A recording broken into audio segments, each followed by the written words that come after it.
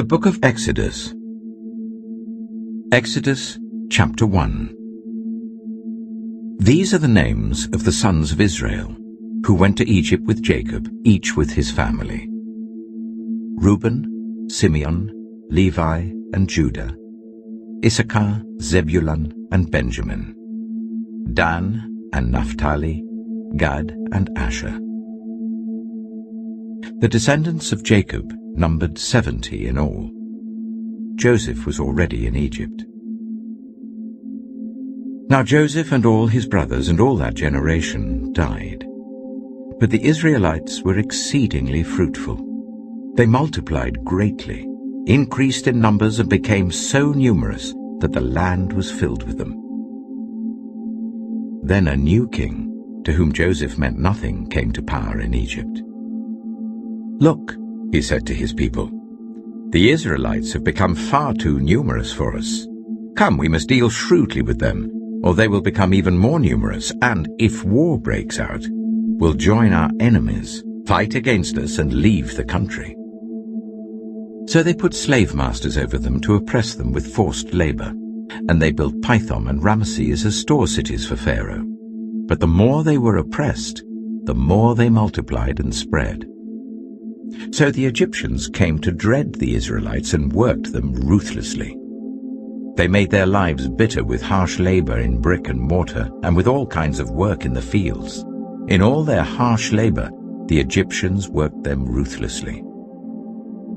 The king of Egypt said to the Hebrew midwives, whose names were Shiphrah and Puah, "When you are helping the Hebrew women during childbirth on the delivery stool, if you see that the baby is a boy, kill him.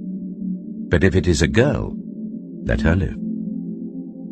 The midwives, however, feared God and did not do what the king of Egypt had told them to do. They let the boys live. Then the king of Egypt summoned the midwives and asked them, "Why have you done this? Why have you let the boys live?" The midwives answered Pharaoh, "Hebrew women are not like Egyptian women. They are vigorous and give birth before the midwives arrive." So God was kind to the midwives, and the people increased and became even more numerous. And because the midwives feared God, he gave them families of their own. Then Pharaoh gave this order to all his people: "Every Hebrew boy that is born you must throw into the Nile, but let every girl live." Exodus chapter 2. Now a man of the tribe of Levi married a Levite woman, and she became pregnant and gave birth to a son. When she saw that he was a fine child, she hid him for 3 months. But when she could hide him no longer, she got a papyrus basket for him and coated it with tar and pitch. Then she placed the child in it and put it among the reeds along the bank of the Nile. His sister stood at a distance to see what would happen to him. Then Pharaoh's daughter went down to the Nile to bathe, and her attendants were walking along the riverbank. She saw the basket among the reeds and sent her female slaves to get it. She opened it and saw the baby. He was crying, and she felt sorry for him. "This is one of the Hebrew babies," she said. Then his sister asked Pharaoh's daughter, "Shall I go and get one of the Hebrew women to nurse the baby for you?" "Yes, go," she answered. So the girl went and got the baby's mother. Pharaoh's daughter said to her, "Take this baby and nurse him for me, and I will pay you." So the woman took the baby and nursed him. When the child grew older, she took him to Pharaoh's daughter, and he became her son. She named him Moses, saying, "I drew him out of the water." One day, after Moses had grown up, he went out to where his own people were and watched them at their hard labor. He saw an Egyptian beating a Hebrew, one of his own people.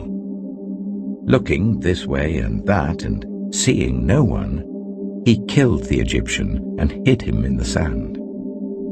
The next day he went out and saw 2 Hebrews fighting. He asked the one in the wrong, "Why are you hitting your fellow Hebrew?" The man said, Who made you ruler and judge over us? Are you thinking of killing me as you killed the Egyptian?" Then Moses was afraid and thought, "What I did must have become known." When Pharaoh heard of this, he tried to kill Moses. But Moses fled from Pharaoh and went to live in Midian, where he sat down by a well. Now a priest of Midian had 7 daughters, and they came to draw water and fill the troughs to water their father's flock. Some shepherds came along and drove them away, but Moses got up and came to their rescue and watered their flock. When the girls returned to Reuel their father, he asked them, "Why have you returned so early today?"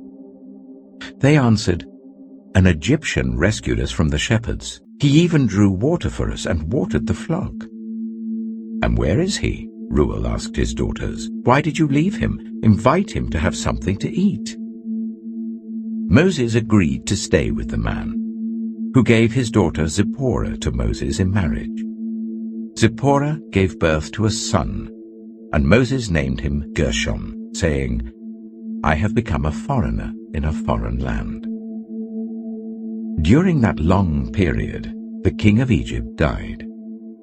The Israelites groaned in their slavery and cried out, and their cry for help because of their slavery went up to God. God heard their groaning, and he remembered his covenant with Abraham, with Isaac, and with Jacob. So God looked on the Israelites and was concerned about them. Exodus chapter 3. Now Moses was tending the flock of Jethro his father-in-law, the priest of Midian. And he led the flock to the far side of the wilderness and came to Horeb, the mountain of God. There the angel of the Lord appeared to him in flames of fire from within a bush. Moses saw that though the bush was on fire, it did not burn up. So Moses thought, "I will go over and see this strange sight, why the bush does not burn up." When the Lord saw that he had gone over to look, God called to him from within the bush, "Moses, Moses." And Moses said, "Here I am." "Do not come any closer," God said. "Take off your sandals, for the place where you are standing is holy ground."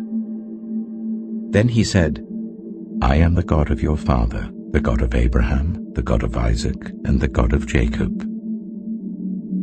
At this, Moses hid his face, because he was afraid to look at God. The Lord said, "I have indeed seen the misery of my people in Egypt. I have heard them crying out because of their slave drivers, and I am concerned about their suffering. So I have come down to rescue them from the hand of the Egyptians, and to bring them up out of that land into a good and spacious land, a land flowing with milk and honey, the home of the Canaanites, Hittites, Amorites, Perizzites, Hivites, and Jebusites. And now the cry of the Israelites has reached me, and I have seen the way the Egyptians are oppressing them. So now, go. I am sending you to Pharaoh to bring my people, the Israelites, out of Egypt." But Moses said to God, "Who am I that I should go to Pharaoh and bring the Israelites out of Egypt?" And God said, "I will be with you, and this will be the sign to you that it is I who have sent you. When you have brought the people out of Egypt, you will worship God on this mountain." Moses said to God, "Suppose I go to the Israelites and say to them, 'The God of your fathers has sent me to you,' and they ask me, 'What is his name?'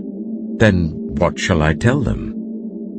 God said to Moses, "I am who I am. This is what you are to say to the Israelites. 'I am has sent me to you.'" God also said to Moses, "Say to the Israelites, 'The Lord, the God of your fathers, the God of Abraham, the God of Isaac, and the God of Jacob, has sent me to you. This is my name forever, the name you shall call me from generation to generation. Go, assemble the elders of Israel and say to them, 'The Lord, the God of your fathers, the God of Abraham, Isaac, and Jacob, appeared to me and said, I have watched over you and have seen what has been done to you in Egypt. And I have promised to bring you up out of your misery in Egypt, into the land of the Canaanites, Hittites, Amorites, Perizzites, Hivites, and Jebusites, a land flowing with milk and honey. The elders of Israel will listen to you. Then you and the elders are to go to the king of Egypt and say to him, The Lord, the God of the Hebrews, has met with us. Let us take a 3-day journey into the wilderness to offer sacrifices to the Lord our God. But I know that the king of Egypt will not let you go, unless a mighty hand compels him. So I will stretch out my hand and strike the Egyptians with all the wonders that I will perform among them. After that, he will let you go. And I will make the Egyptians favorably disposed towards his people, so that when you leave you will not go empty-handed. Every woman is to ask her neighbor, and any woman living in her house, for articles of silver and gold and for clothing, which you will put on your sons and daughters, and so you will plunder the Egyptians. Exodus chapter 4. Moses answered, What if they do not believe me or listen to me and say, The Lord did not appear to you? Then the Lord said to him, What is that in your hand? A staff, he replied. The Lord said, Throw it on the ground. Moses threw it on the ground, and it became a snake, and he ran from it. Then the Lord said to him, Reach out your hand and take it by the tail. So Moses reached out and took hold of the snake, and it turned back into a staff in his hand. This, said the Lord, is so that they may believe that the Lord, the God of their fathers, the God of Abraham, the God of Isaac, and the God of Jacob, has appeared to you. Then the Lord said, Put your hand inside your cloak. So Moses put his hand into his cloak, and when he took it out, the skin was leprous. It had become as white as snow. Now put it back into your cloak, he said. So Moses put his hand back into his cloak, and when he took it out, it was restored like the rest of his flesh. Then the Lord said, If they do not believe you, or pay attention to the first sign, they may believe the second. But if they do not believe these 2 signs or listen to you, take some water from the Nile and pour it on the dry ground. The water you take from the river will become blood on the ground. Moses said to the Lord, Pardon your servant, Lord, I have never been eloquent, neither in the past nor since you have spoken to your servant. I am slow of speech and tongue. The Lord said to him, Who gave human beings their mouths? Who makes them deaf or mute? Who gives them sight or makes them blind? Is it not I, the Lord? Now go, I will help you speak and will teach you what to say. But Moses said, Pardon your servant, Lord. Please send someone else. Then the Lord's anger burned against Moses, and he said, What about your brother, Aaron the Levite? I know he can speak well. He is already on his way to meet you, and he will be glad to see you. You shall speak to him and put words in his mouth. I will help both of you speak, and will teach you what to do. He will speak to the people for you, and it will be as if he were your mouth, and as if you were God to him. But take this staff in your hand, so that you can perform the signs with it. Then Moses went back to Jethro, his father-in-law, and said to him, Let me return to my own people in Egypt, to see if any of them are still alive. Jethro said, Go, and I wish you well. Now the Lord had said to Moses in Midian, "Go back to Egypt, for all those who wanted to kill you are dead."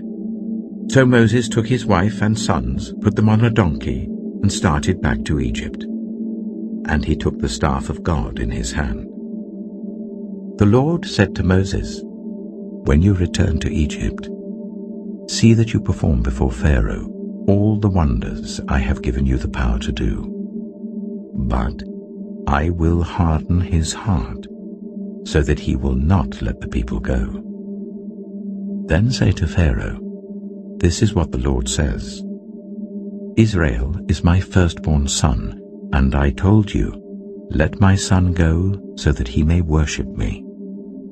But you refused to let him go, so I will kill your firstborn son.'" At a lodging place on the way, the Lord met Moses and was about to kill him. But Zipporah took a flint knife, cut off her son's foreskin, and touched Moses' feet with it. "Surely you are a bridegroom of blood to me," she said. So the Lord let him alone. At that time she said bridegroom of blood, referring to circumcision. The Lord said to Aaron, "Go into the wilderness to meet Moses." So he met Moses at the mountain of God and kissed him. Then Moses told Aaron everything the Lord had sent him to say, and also about all the signs he had commanded him to perform. Moses and Aaron brought together all the elders of the Israelites, and Aaron told them everything the Lord had said to Moses. He also performed the signs before the people, and they believed. And when they heard that the Lord was concerned about them and had seen their misery, they bowed down and worshipped. Exodus chapter 5. Afterwards, Moses and Aaron went to Pharaoh and said, "This is what the Lord, the God of Israel, says. Let my people go, so that they may hold a festival to me in the wilderness." Pharaoh said, "Who is the Lord that I should obey him and let Israel go? I do not know the Lord, and I will not let Israel go." Then they said, "The God of the Hebrews has met with us. Now let us take a 3-day journey into the wilderness to offer sacrifices to the Lord our God, or he may strike us with plagues or with the sword." But the king of Egypt said, "Moses and Aaron, why are you taking the people away from their labor? Get back to your work." Then Pharaoh said, "Look, the people of the land are now numerous, and you are stopping them from working." That same day Pharaoh gave this order to the slave drivers and overseers in charge of the people. "You are no longer to supply the people with straw for making bricks. Let them go and gather their own straw, but require them to make the same number of bricks as before. Don't reduce the quota. They're lazy. That is why they're crying out, 'Let us go and sacrifice to our God.' Make the work harder for the people, so that they keep working and pay no attention to lies." Then the slave drivers and the overseers went out and said to the people, "This is what Pharaoh says. I will not give you any more straw. Go and get your own straw wherever you can find it, but your work will not be reduced at all." So the people scattered all over Egypt to gather stubble to use for straw. The slave drivers kept pressing them, saying, "Complete the work required of you for each day, just as when you had straw." And Pharaoh's slave drivers beat the Israelite overseers they had appointed, demanding, "Why haven't you met your quota of bricks yesterday or today as before?" Then the Israelite overseers went and appealed to Pharaoh, "Why have you treated your servants this way? Your servants are given no straw, yet we are told, 'Make bricks.' Your servants are being beaten, but the fault is with your own people." Pharaoh said, "Lazy, that's what you are, lazy. That is why you keep saying, 'Let us go and sacrifice to the Lord.' Now get to work. You will not be given any straw, yet you must produce your full quota of bricks." The Israelite overseers realized they were in trouble when they were told, "You are not to reduce the number of bricks required of you for each day." When they left Pharaoh, they found Moses and Aaron waiting to meet them, and they said, May the Lord look on you and judge you. You have made us obnoxious to Pharaoh and his officials, and have put a sword in their hand to kill us." Moses returned to the Lord and said, "Why, Lord? Why have you brought trouble on this people? Is this why you sent me? Ever since I went to Pharaoh to speak in your name, he has brought trouble on this people, and you have not rescued your people at all." Exodus chapter 6. Then the Lord said to Moses, "Now you will see what I will do to Pharaoh. Because of my mighty hand, he will let them go.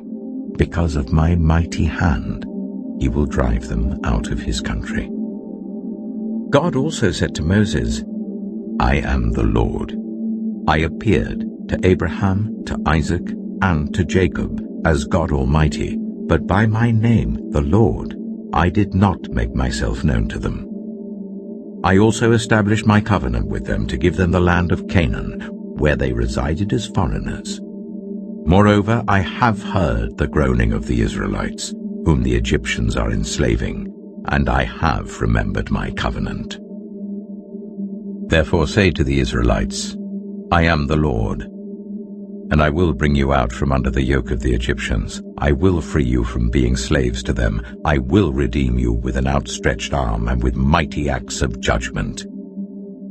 I will take you as my own people, and I will be your God. Then you will know that I am the Lord your God, who has brought you out from under the yoke of the Egyptians, and I will bring you to the land I swore with uplifted hand to give to Abraham, to Isaac, and to Jacob. I will give it to you as a possession. I am the Lord." Moses reported this to the Israelites, but they did not listen to him because of their discouragement and harsh labor. Then the Lord said to Moses, "Go, tell Pharaoh, king of Egypt, to let the Israelites go out of his country." But Moses said to the Lord, "If the Israelites will not listen to me, why would Pharaoh listen to me, since I speak with faltering lips?" Now the Lord spoke to Moses and Aaron about the Israelites and Pharaoh, king of Egypt, and he commanded them to bring the Israelites out of Egypt. These were the heads of their families. The sons of Reuben, the firstborn of Israel, were Hanok and Palu, Hezron and Carmi. These were the clans of Reuben.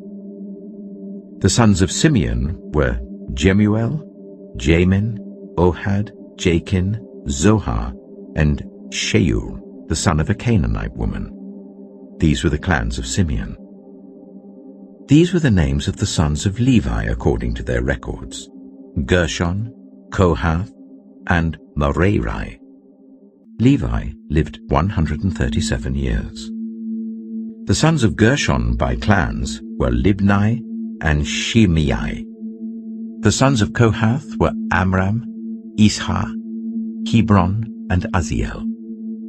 Kohath lived 133 years. The sons of Merari were Mahli and Mushi. These were the clans of Levi according to their records. Amram married his father's sister, Jochebed, who bore him Aaron and Moses. Amram lived 137 years. The sons of Izhar were Korah, Nepheg, and Zikri. The sons of Aziel were Mishael, Elzaphan, and Sithri. Aaron married Elisheba, daughter of Amminadab and sister of Nahshon, and she bore him Nadab and Abihu, Eleazar and Ithamar. The sons of Korah were Asa, Elkanah, and Abiasaph. These were the Koharite clans. Eleazar, son of Aaron, married one of the daughters of Putiel, and she bore him Phinehas. These were the heads of the Levite families, clan by clan. It was this Aaron and Moses to whom the Lord had said, "Bring the Israelites out of Egypt by their divisions." They were the ones who spoke to Pharaoh, king of Egypt, about bringing the Israelites out of Egypt, this same Moses and Aaron. Now when the Lord spoke to Moses in Egypt, he said to him, I am the Lord. Tell Pharaoh, king of Egypt, everything I tell you. But Moses said to the Lord, Since I speak with faltering lips, why would Pharaoh listen to me? Exodus chapter 7. Then the Lord said to Moses, See, I have made you like God to Pharaoh, and your brother Aaron will be your prophet. You are to say everything I command you, and your brother Aaron is to tell Pharaoh to let the Israelites go out of his country. But I will harden Pharaoh's heart, and though I multiply my signs and wonders in Egypt, he will not listen to you. Then I will lay my hand on Egypt, and with mighty acts of judgment I will bring out my divisions, my people, the Israelites, and the Egyptians will know that I am the Lord, when I stretch out my hand against Egypt and bring the Israelites out of it. Moses and Aaron did just as the Lord commanded them. Moses was 80 years old, and Aaron 83, when they spoke to Pharaoh. The Lord said to Moses and Aaron, When Pharaoh says to you, Perform a miracle, then say to Aaron, Take your staff and throw it down before Pharaoh, and it will become a snake. So Moses and Aaron went to Pharaoh and did just as the Lord commanded. Aaron threw his staff down in front of Pharaoh and his officials, and it became a snake. Pharaoh then summoned the wise men and sorcerers, and the Egyptian magicians also did the same things by their secret arts. Each one threw down his staff, and it became a snake. But Aaron's staff swallowed up their staffs. Yet Pharaoh's heart became hard, and he would not listen to them, just as the Lord had said. Then the Lord said to Moses, Pharaoh's heart is unyielding. He refuses to let the people go. Go to Pharaoh in the morning as he goes out to the river. Confront him on the bank of the Nile, and take in your hand the staff that was changed into a snake. Then say to him, The Lord, the God of the Hebrews, has sent me to say to you, Let my people go, so that they may worship me in the wilderness. But until now you have not listened. This is what the Lord says, By this you will know that I am the Lord. With this staff that is in my hand, I will strike the water of the Nile, and it will be changed into blood. The fish in the Nile will die, and the river will stink. The Egyptians will not be able to drink its water. The Lord said to Moses, Tell Aaron, Take your staff and stretch out your hand over the waters of Egypt, over the streams and canals, over the ponds and all the reservoirs, and they will turn to blood. Blood will be everywhere in Egypt, even in vessels of wood and stone. Moses and Aaron did just as the Lord had commanded. He raised his staff in the presence of Pharaoh and his officials and struck the water of the Nile, and all the water was changed into blood. The fish in the Nile died, and the river smelled so bad that the Egyptians could not drink its water. Blood was everywhere in Egypt. But the Egyptian magicians did the same things by their secret arts, and Pharaoh's heart became hard. He would not listen to Moses and Aaron, just as the Lord had said. Instead, he turned and went into his palace, and did not take even this to heart. And all the Egyptians dug along the Nile to get drinking water, because they could not drink the water of the river. 7 days passed after the Lord struck the Nile. Exodus chapter 8. Then the Lord said to Moses, Go to Pharaoh and say to him, This is what the Lord says. Let my people go, so that they may worship me. If you refuse to let them go, I will send a plague of frogs on your whole country. The Nile will teem with frogs.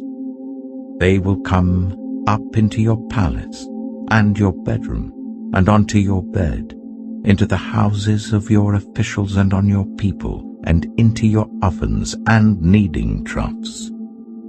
The frogs will come up on you and your people and all your officials. Then the Lord said to Moses, "Tell Aaron, stretch out your hand with your staff over the streams and canals and ponds, and make frogs come up on the land of Egypt." So Aaron stretched out his hand over the waters of Egypt, and the frogs came up and covered the land. But the magicians did the same things by their secret arts. They also made frogs come up on the land of Egypt. Pharaoh summoned Moses and Aaron and said, "Pray to the Lord to take the frogs away from me and my people, and I will let your people go to offer sacrifices to the Lord." Moses said to Pharaoh, "I leave to you the honor of setting the time for me to pray for you and your officials and your people, that you and your houses may be rid of the frogs, except for those that remain in the Nile." "Tomorrow," Pharaoh said. Moses replied, "It will be as you say, so that you may know there is no one like the Lord our God. The frogs will leave you and your houses, your officials and your people. They will remain only in the Nile." After Moses and Aaron left Pharaoh, Moses cried out to the Lord about the frogs he had brought on Pharaoh, and the Lord did what Moses asked. The frogs died in the houses, in the courtyards, and in the fields. They were piled into heaps, and the land reeked of them. But when Pharaoh saw that there was relief, he hardened his heart and would not listen to Moses and Aaron, just as the Lord had said. Then the Lord said to Moses, "Tell Aaron, stretch out your staff and strike the dust of the ground, and throughout the land of Egypt the dust will become gnats." They did this, and when Aaron stretched out his hand with the staff and struck the dust of the ground, gnats came on people and animals. All the dust throughout the land of Egypt became gnats. But when the magicians tried to produce gnats by their secret arts, they could not. Since the gnats were on people and animals everywhere, the magicians said to Pharaoh, "This is the finger of God." But Pharaoh's heart was hard, and he would not listen, just as the Lord had said. Then the Lord said to Moses, "Get up early in the morning and confront Pharaoh as he goes to the river, and say to him, 'This is what the Lord says. Let my people go, so that they may worship me. If you do not let my people go, I will send swarms of flies on you and your officials, on your people and into your houses. The houses of the Egyptians will be full of flies. Even the ground will be covered with them. But on that day, I will deal differently with the land of Goshen, where my people live. No swarms of flies will be there, so that you will know that I, the Lord, am in this land. I will make a distinction between my people and your people. This sign will occur tomorrow." And the Lord did this. Dense swarms of flies poured into Pharaoh's palace and into the houses of his officials. Throughout Egypt the land was ruined by the flies. Then Pharaoh summoned Moses and Aaron and said, "Go, sacrifice to your God here in the land." But Moses said, "That would not be right. The sacrifices we offer the Lord our God would be detestable to the Egyptians. And if we offer sacrifices that are detestable in their eyes, will they not stone us? We must take a 3-day journey into the wilderness to offer sacrifices to the Lord our God, as he commands us." Pharaoh said, "I will let you go to offer sacrifices to the Lord your God in the wilderness, but you must not go very far. Now pray for me." Moses answered, "As soon as I leave you, I will pray to the Lord, and tomorrow the flies will leave Pharaoh and his officials and his people. Only let Pharaoh be sure that he does not act deceitfully again, by not letting the people go to offer sacrifices to the Lord. Then Moses left Pharaoh and prayed to the Lord, and the Lord did what Moses asked. The flies left Pharaoh and his officials and his people. Not a fly remained. But this time also Pharaoh hardened his heart and would not let the people go. Exodus chapter 9. Then the Lord said to Moses, "Go to Pharaoh and say to him, 'This is what the Lord, the God of the Hebrews, says. Let my people go, so that they may worship me. If you refuse to let them go and continue to hold them back, the hand of the Lord will bring a terrible plague on your livestock in the field, on your horses, donkeys, and camels, and on your cattle, sheep, and goats. But the Lord will make a distinction between the livestock of Israel and that of Egypt, so that no animal belonging to the Israelites will die.'" The Lord set a time and said, "Tomorrow the Lord will do this in the land." And the next day the Lord did it. All the livestock of the Egyptians died, but not one animal belonging to the Israelites died. Pharaoh investigated and found that not even one of the animals of the Israelites had died. Yet his heart was unyielding, and he would not let the people go. Then the Lord said to Moses and Aaron, "Take handfuls of soot from a furnace, and let Moses toss it into the air in the presence of Pharaoh. It will become fine dust over the whole land of Egypt, and festering boils will break out on people and animals throughout the land." So they took soot from a furnace and stood before Pharaoh. Moses tossed it into the air, and festering boils broke out on people and animals. The magicians could not stand before Moses because of the boils that were on them and on all the Egyptians.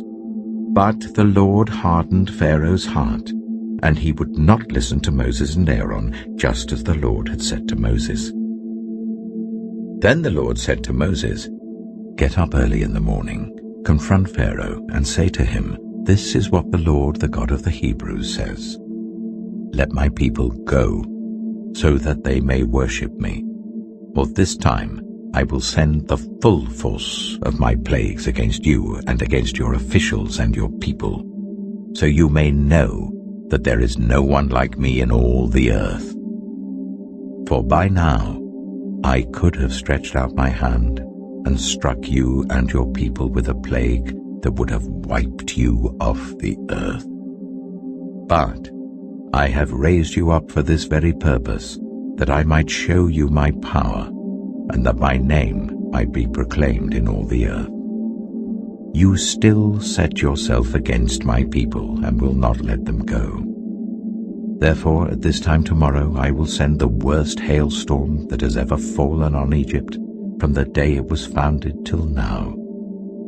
Give an order now to bring your livestock and everything you have in the field to a place of shelter, because the hail will fall on every person and animal that has not been brought in and is still out in the field, and they will die." Those officials of Pharaoh who feared the word of the Lord hurried to bring their slaves and their livestock inside. But those who ignored the word of the Lord left their slaves and livestock in the field.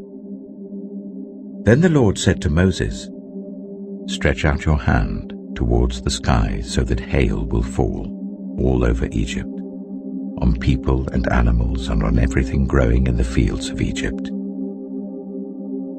When Moses stretched out his staff towards the sky, the Lord sent thunder and hail, and lightning flashed down to the ground. So the Lord rained hail on the land of Egypt. Hail fell, and lightning flashed back and forth. It was the worst storm in all the land of Egypt since it had become a nation. Throughout Egypt, hail struck everything in the fields, both people and animals. It beat down everything growing in the fields and stripped every tree. The only place it did not hail was the land of Goshen, where the Israelites were. Then Pharaoh summoned Moses and Aaron. "This time I have sinned," he said to them. "The Lord is in the right, and I and my people are in the wrong. Pray to the Lord, for we have had enough thunder and hail. I will let you go. You don't have to stay any longer." Moses replied, "When I have gone out of the city, I will spread out my hands in prayer to the Lord. The thunder will stop, and there will be no more hail, so you may know that the earth is the Lord's. But I know that you and your officials still do not fear the Lord God." The flax and barley were destroyed, since the barley was in the ear and the flax was in bloom. The wheat and spelt, however, were not destroyed, because they ripened later. Then Moses left Pharaoh and went out of the city. He spread his hands towards the Lord. The thunder and hail stopped, and the rain no longer poured down on the land. When Pharaoh saw that the rain and hail and thunder had stopped, he sinned again. He and his officials hardened their hearts. So Pharaoh's heart was hard, and he would not let the Israelites go, just as the Lord had said through Moses. Exodus chapter 10. Then the Lord said to Moses, "Go to Pharaoh, for I have hardened his heart and the hearts of his officials, so that I may perform these signs of mine among them, that you may tell your children and grandchildren how I dealt harshly with the Egyptians, and how I performed my signs among them, and that you may know that I am the Lord." So Moses and Aaron went to Pharaoh and said to him, "This is what the Lord, the God of the Hebrews, says. How long will you refuse to humble yourself before me? Let my people go, so that they may worship me. If you refuse to let them go, I will bring locusts into your country tomorrow. They will cover the face of the ground, so that it cannot be seen.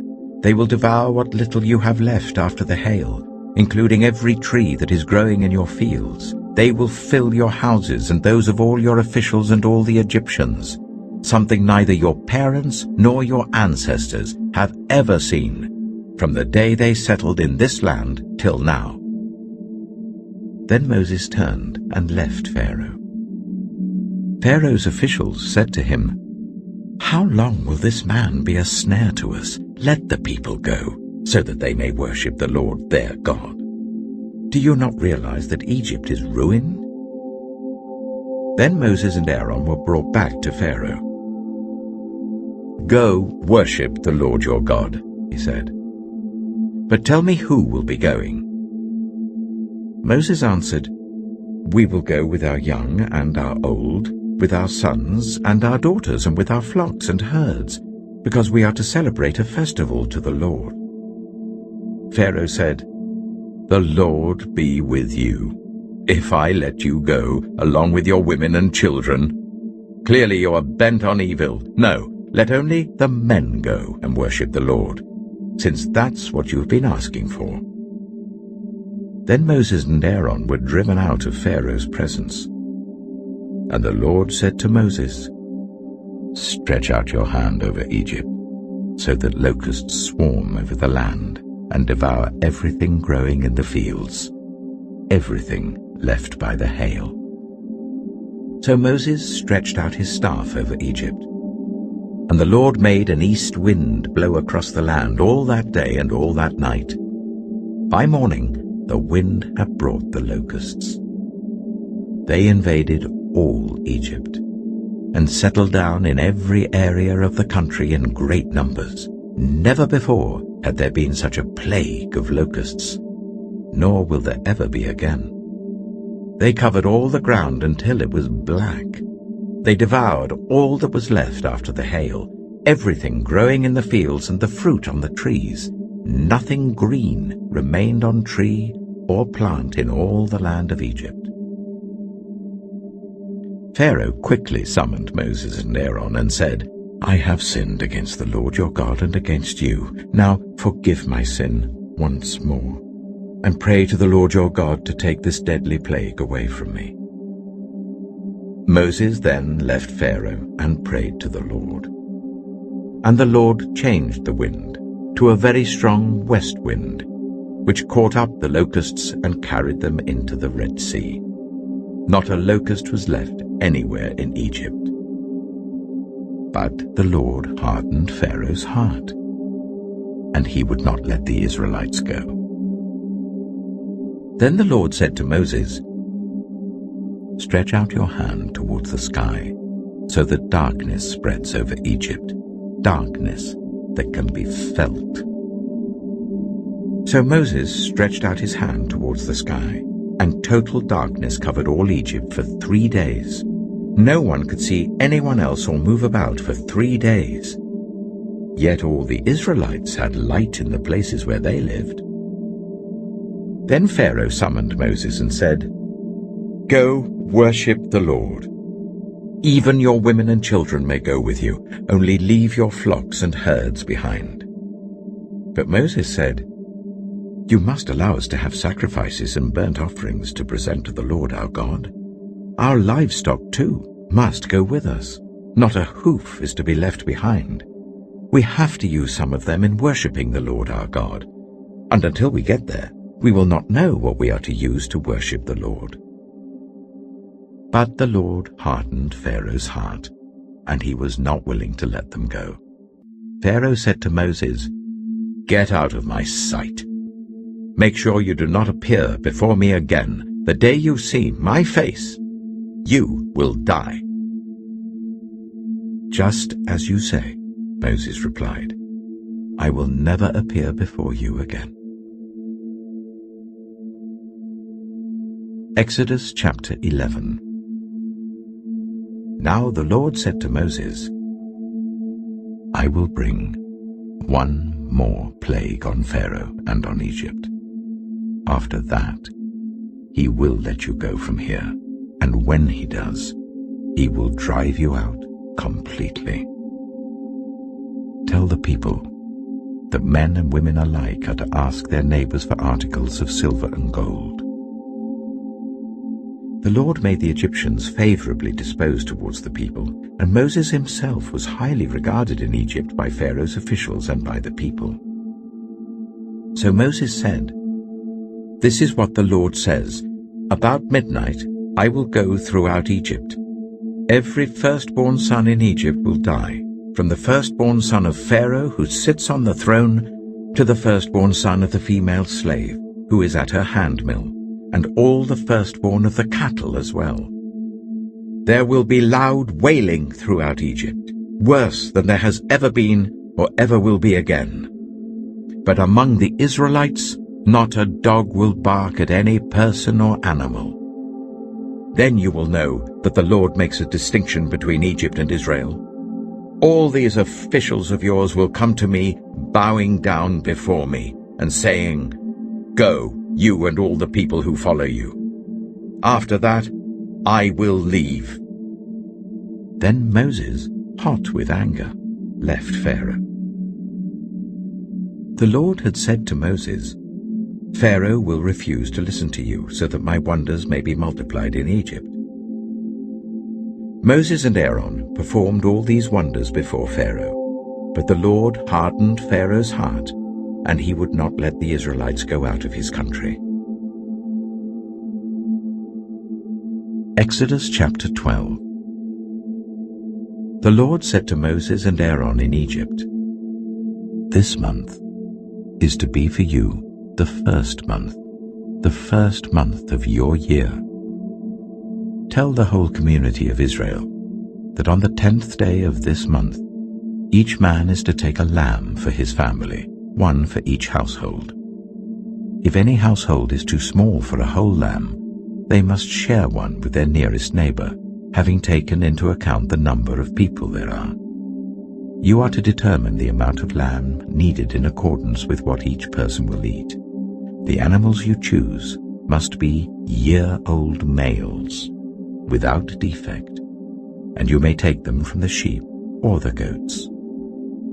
Take care of them until the 14th day of the month, when all the members of the community of Israel must slaughter them at twilight. Then they are to take some of the blood and put it on the sides and tops of the door frames of the houses where they eat the lambs. That same night they are to eat the meat roasted over the fire, along with bitter herbs and bread made without yeast. Do not eat the meat raw or boiled in water, but roast it over a fire, with the head, legs, and internal organs. Do not leave any of it till morning. If some is left till morning, you must burn it. This is how you are to eat it, with your cloak tucked into your belt, your sandals on your feet, and your staff in your hand. Eat it in haste. It is the Lord's Passover. On that same night, I will pass through Egypt, and strike down every firstborn of both people and animals, and I will bring judgment on all the gods of Egypt. I am the Lord. The blood will be a sign for you on the houses where you are, and when I see the blood, I will pass over you. No destructive plague will touch you when I strike Egypt. This is a day you are to commemorate. For the generations to come you shall celebrate it as a festival to the Lord, a lasting ordinance. For 7 days you are to eat bread made without yeast. On the first day remove the yeast from your houses, for whoever eats anything with yeast in it from the first day until the 7th must be cut off from Israel. On the first day hold a sacred assembly, and another one on the 7th day. Do no work at all on these days, except to prepare food for everyone to eat. That is all you may do. Celebrate the festival of unleavened bread, because it was on this very day that I brought your divisions out of Egypt. Celebrate this day as a lasting ordinance for the generations to come. In the first month you are to eat bread made without yeast, from the evening of the 14th day until the evening of the 21st day. For 7 days no yeast is to be found in your houses, and anyone, whether foreigner or native-born, who eats anything with yeast in it must be cut off from the community of Israel. Eat nothing made with yeast. Wherever you live, you must eat unleavened bread. Then Moses summoned all the elders of Israel and said to them, Go at once and select the animals for your families and slaughter the Passover lamb. Take a bunch of hyssop, dip it into the blood in the basin, and put some of the blood on the top and on both sides of the doorframe. None of you shall go out of the door of your house until morning. When the Lord goes through the land to strike down the Egyptians, he will see the blood on the top and sides of the doorframe and will pass over that doorway, and he will not permit the destroyer to enter your houses and strike you down. Obey these instructions as a lasting ordinance for you and your descendants. When you enter the land that the Lord will give you as he promised, observe this ceremony. And when your children ask you, What does this ceremony mean to you? Then tell them, It is the Passover sacrifice to the Lord, who passed over the houses of the Israelites in Egypt and spared our homes when he struck down the Egyptians. Then the people bowed down and worshipped. The Israelites did just what the Lord commanded Moses and Aaron. At midnight, the Lord struck down all the firstborn in Egypt, from the firstborn of Pharaoh who sat on the throne, to the firstborn of the prisoner who was in the dungeon, and the firstborn of all the livestock as well. Pharaoh and all his officials and all the Egyptians got up during the night, and there was loud wailing in Egypt, for there was not a house without someone dead. During the night, Pharaoh summoned Moses and Aaron and said, Up, leave my people, you and the Israelites. Go worship the Lord as you have requested. Take your flocks and herds as you have said, and go. And also bless me." The Egyptians urged the people to hurry and leave the country. "For otherwise," they said, "we will all die." So the people took their dough before the yeast was added and carried it on their shoulders in kneading troughs wrapped in clothing. The Israelites did as Moses instructed and asked the Egyptians for articles of silver and gold and for clothing. The Lord had made the Egyptians favorably disposed towards the people, and they gave them what they asked for. So they plundered the Egyptians. The Israelites journeyed from Ramesses to Succoth. There were about 600,000 men on foot, besides women and children. Many other people went up with them, and also large droves of livestock, both flocks and herds. With the dough the Israelites had brought from Egypt, they baked loaves of unleavened bread. The dough was without yeast because they had been driven out of Egypt and did not have time to prepare food for themselves. Now the length of time the Israelite people lived in Egypt was 430 years. At the end of 430 years, to the very day, all the Lord's divisions left Egypt. Because the Lord kept vigil that night to bring them out of Egypt, on this night all the Israelites are to keep vigil to honor the Lord for the generations to come. The Lord said to Moses and Aaron, "These are the regulations for the Passover meal. No foreigner may eat it. Any slave you have bought may eat it after you have circumcised him, but a temporary resident or a hired worker may not eat it. It must be eaten inside the house. Take none of the meat outside the house. Do not break any of the bones. The whole community of Israel must celebrate it. A foreigner residing among you who wants to celebrate the Lord's Passover must have all the males in his household circumcised. Then he may take part, like one born in the land. No uncircumcised male may eat it. The same law applies both to the native-born and to the foreigner residing among you." All the Israelites did just what the Lord had commanded Moses and Aaron, and on that very day the Lord brought the Israelites out of Egypt by their divisions. Exodus chapter 13. The Lord said to Moses, "Consecrate to me every firstborn male. The first offspring of every womb among the Israelites belongs to me, whether human or animal." Then Moses said to the people, "Commemorate this day, the day you came out of Egypt, out of the land of slavery, because the Lord brought you out of it with a mighty hand. Eat nothing containing yeast. Today, in the month of Aviv, you are leaving. When the Lord brings you into the land of the Canaanites, Hittites, Amorites, Hivites, and Jebusites, the land he swore to your ancestors to give you, a land flowing with milk and honey, you are to observe this ceremony in this month. For 7 days eat bread made without yeast, and on the 7th day hold a festival to the Lord. Eat unleavened bread during those 7 days. Nothing with yeast in it is to be seen among you, nor shall any yeast be seen anywhere within your borders. On that day tell your son, I do this because of what the Lord did for me when I came out of Egypt. This observance will be for you like a sign on your hand and a reminder on your forehead that this law of the Lord is to be on your lips. For the Lord brought you out of Egypt with his mighty hand. You must keep this ordinance at the appointed time, year after year. After the Lord brings you into the land of the Canaanites and gives it to you, as he promised on oath to you and your ancestors, you are to give over to the Lord the first offspring of every womb. All the firstborn males of your livestock belong to the Lord. Redeem with a lamb every firstborn donkey. But if you do not redeem it, break its neck.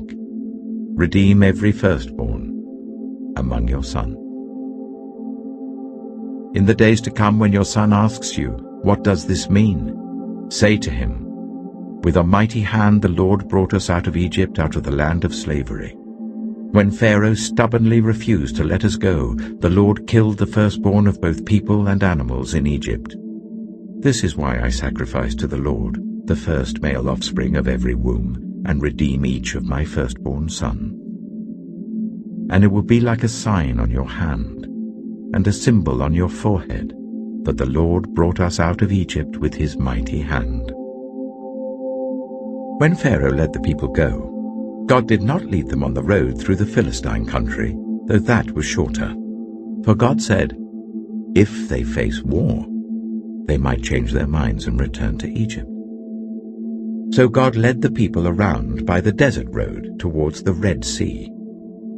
The Israelites went up out of Egypt ready for battle. Moses took the bones of Joseph with him, because Joseph had made the Israelites swear an oath. He had said, "God will surely come to your aid, and then you must carry my bones up with you from this place." After leaving Suchet, they camped at Etham on the edge of the desert. By day the Lord went ahead of them in a pillar of cloud to guide them on their way, and by night in a pillar of fire to give them light, so that they could travel by day or night. Neither the pillar of cloud by day nor the pillar of fire by night left its place in front of the people. Exodus chapter 14. Then the Lord said to Moses, "Tell the Israelites to turn back and camp near Pi-hahiroth, between Migdol and the sea. They are to camp by the sea, directly opposite Baal-zephon. Pharaoh will think, the Israelites are wandering around the land in confusion, hemmed in by the desert. And I will harden Pharaoh's heart, and he will pursue them. But I will gain glory for myself through Pharaoh and all his army, and the Egyptians will know that I am the Lord." So the Israelites did this. When the king of Egypt was told that the people had fled, Pharaoh and his officials changed their minds about them and said, "What have we done? We have let the Israelites go and have lost their services." So he had his chariot made ready and took his army with them. He took 600 of the best chariots, along with all the other chariots of Egypt, with officers over all of them. The Lord hardened the heart of Pharaoh, king of Egypt, so that he pursued the Israelites who were marching out boldly. The Egyptians, all Pharaoh's horses and chariots, horsemen and troops, pursued the Israelites and overtook them as they camped by the sea near Pi-hahiroth, opposite Baal-zephon. As Pharaoh approached, the Israelites looked up, and there were the Egyptians marching after them. They were terrified and cried out to the Lord. They said to Moses, "Was it because there were no graves in Egypt that you brought us to the desert to die? What have you done to us by bringing us out of Egypt? Didn't we say to you in Egypt, 'Leave us alone, let us serve the Egyptians'? It would have been better for us to serve the Egyptians than to die in the desert." Moses answered the people, "Do not be afraid. Stand firm, and you will see the deliverance the Lord will bring you today. The Egyptians you see today, you will never see again. The Lord will fight for you. You need only to be still." Then the Lord said to Moses, "Why are you crying out to me? Tell the Israelites to move on. Raise your staff and stretch out your hand over the sea to divide the water, so that the Israelites can go through the sea on dry ground. I will harden the hearts of the Egyptians, so that they will go in after them. And I will gain glory through Pharaoh and all his army, through his chariots and his horsemen. The Egyptians will know that I am the Lord, when I gain glory through Pharaoh, his chariots, and his horsemen." Then the angel of God, who had been traveling in front of Israel's army, withdrew and went behind them. The pillar of cloud also moved from in front and stood behind them, coming between the armies of Egypt and Israel. Throughout the night the cloud brought darkness to the one side and light to the other, so neither went near the other all night long. Then Moses stretched out his hand over the sea, and all that night the Lord drove the sea back with a strong east wind and turned it into dry land. The waters were divided, and the Israelites went through the sea on dry ground with a wall of water on their right and on their left. The Egyptians pursued them, and all Pharaoh's horses and chariots and horsemen followed them into the sea. During the last watch of the night, the Lord looked down from the pillar of fire and cloud at the Egyptian army and threw it into confusion. He jammed the wheels of their chariots so that they had difficulty driving.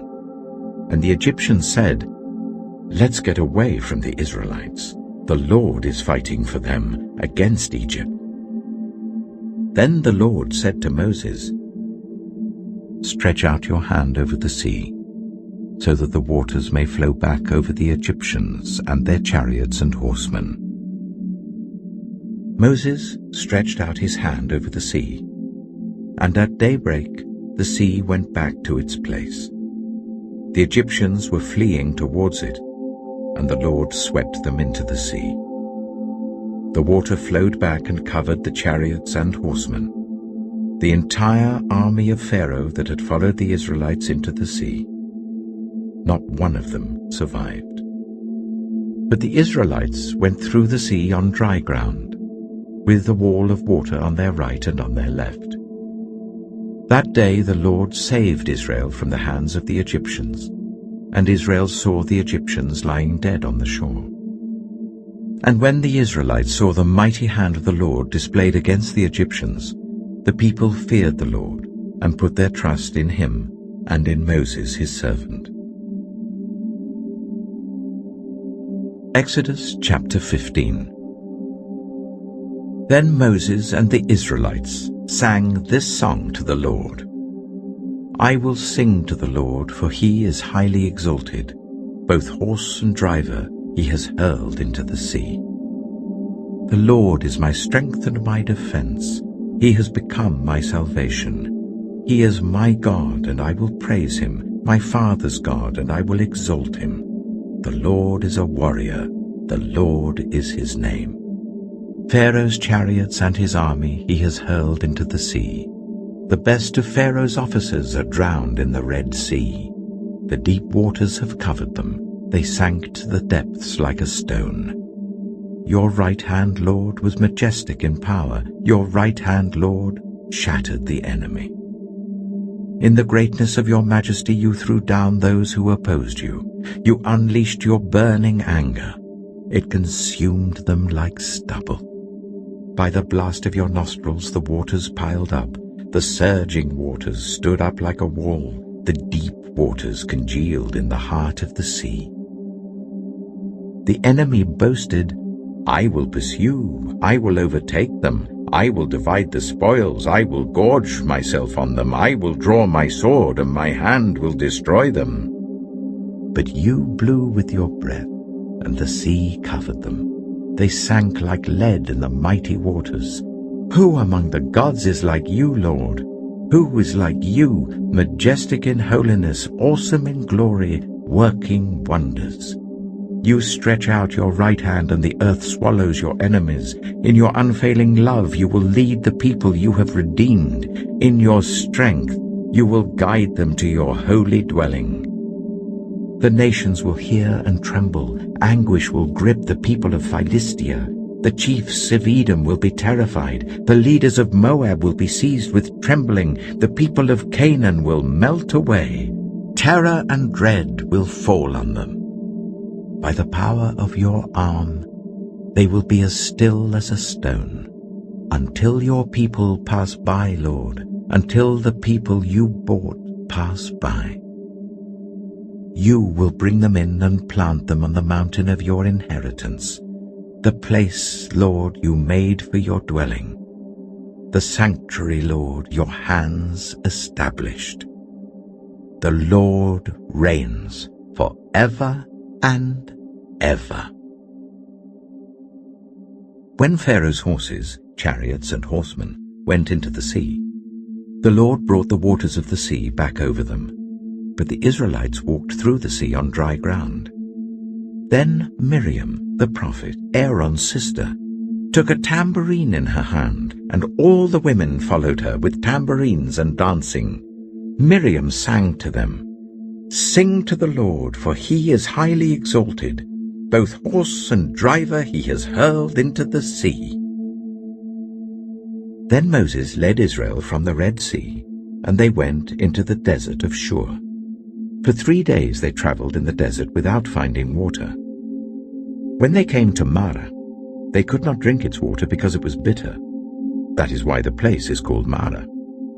So the people grumbled against Moses, saying, "What are we to drink?" Then Moses cried out to the Lord, and the Lord showed him a piece of wood.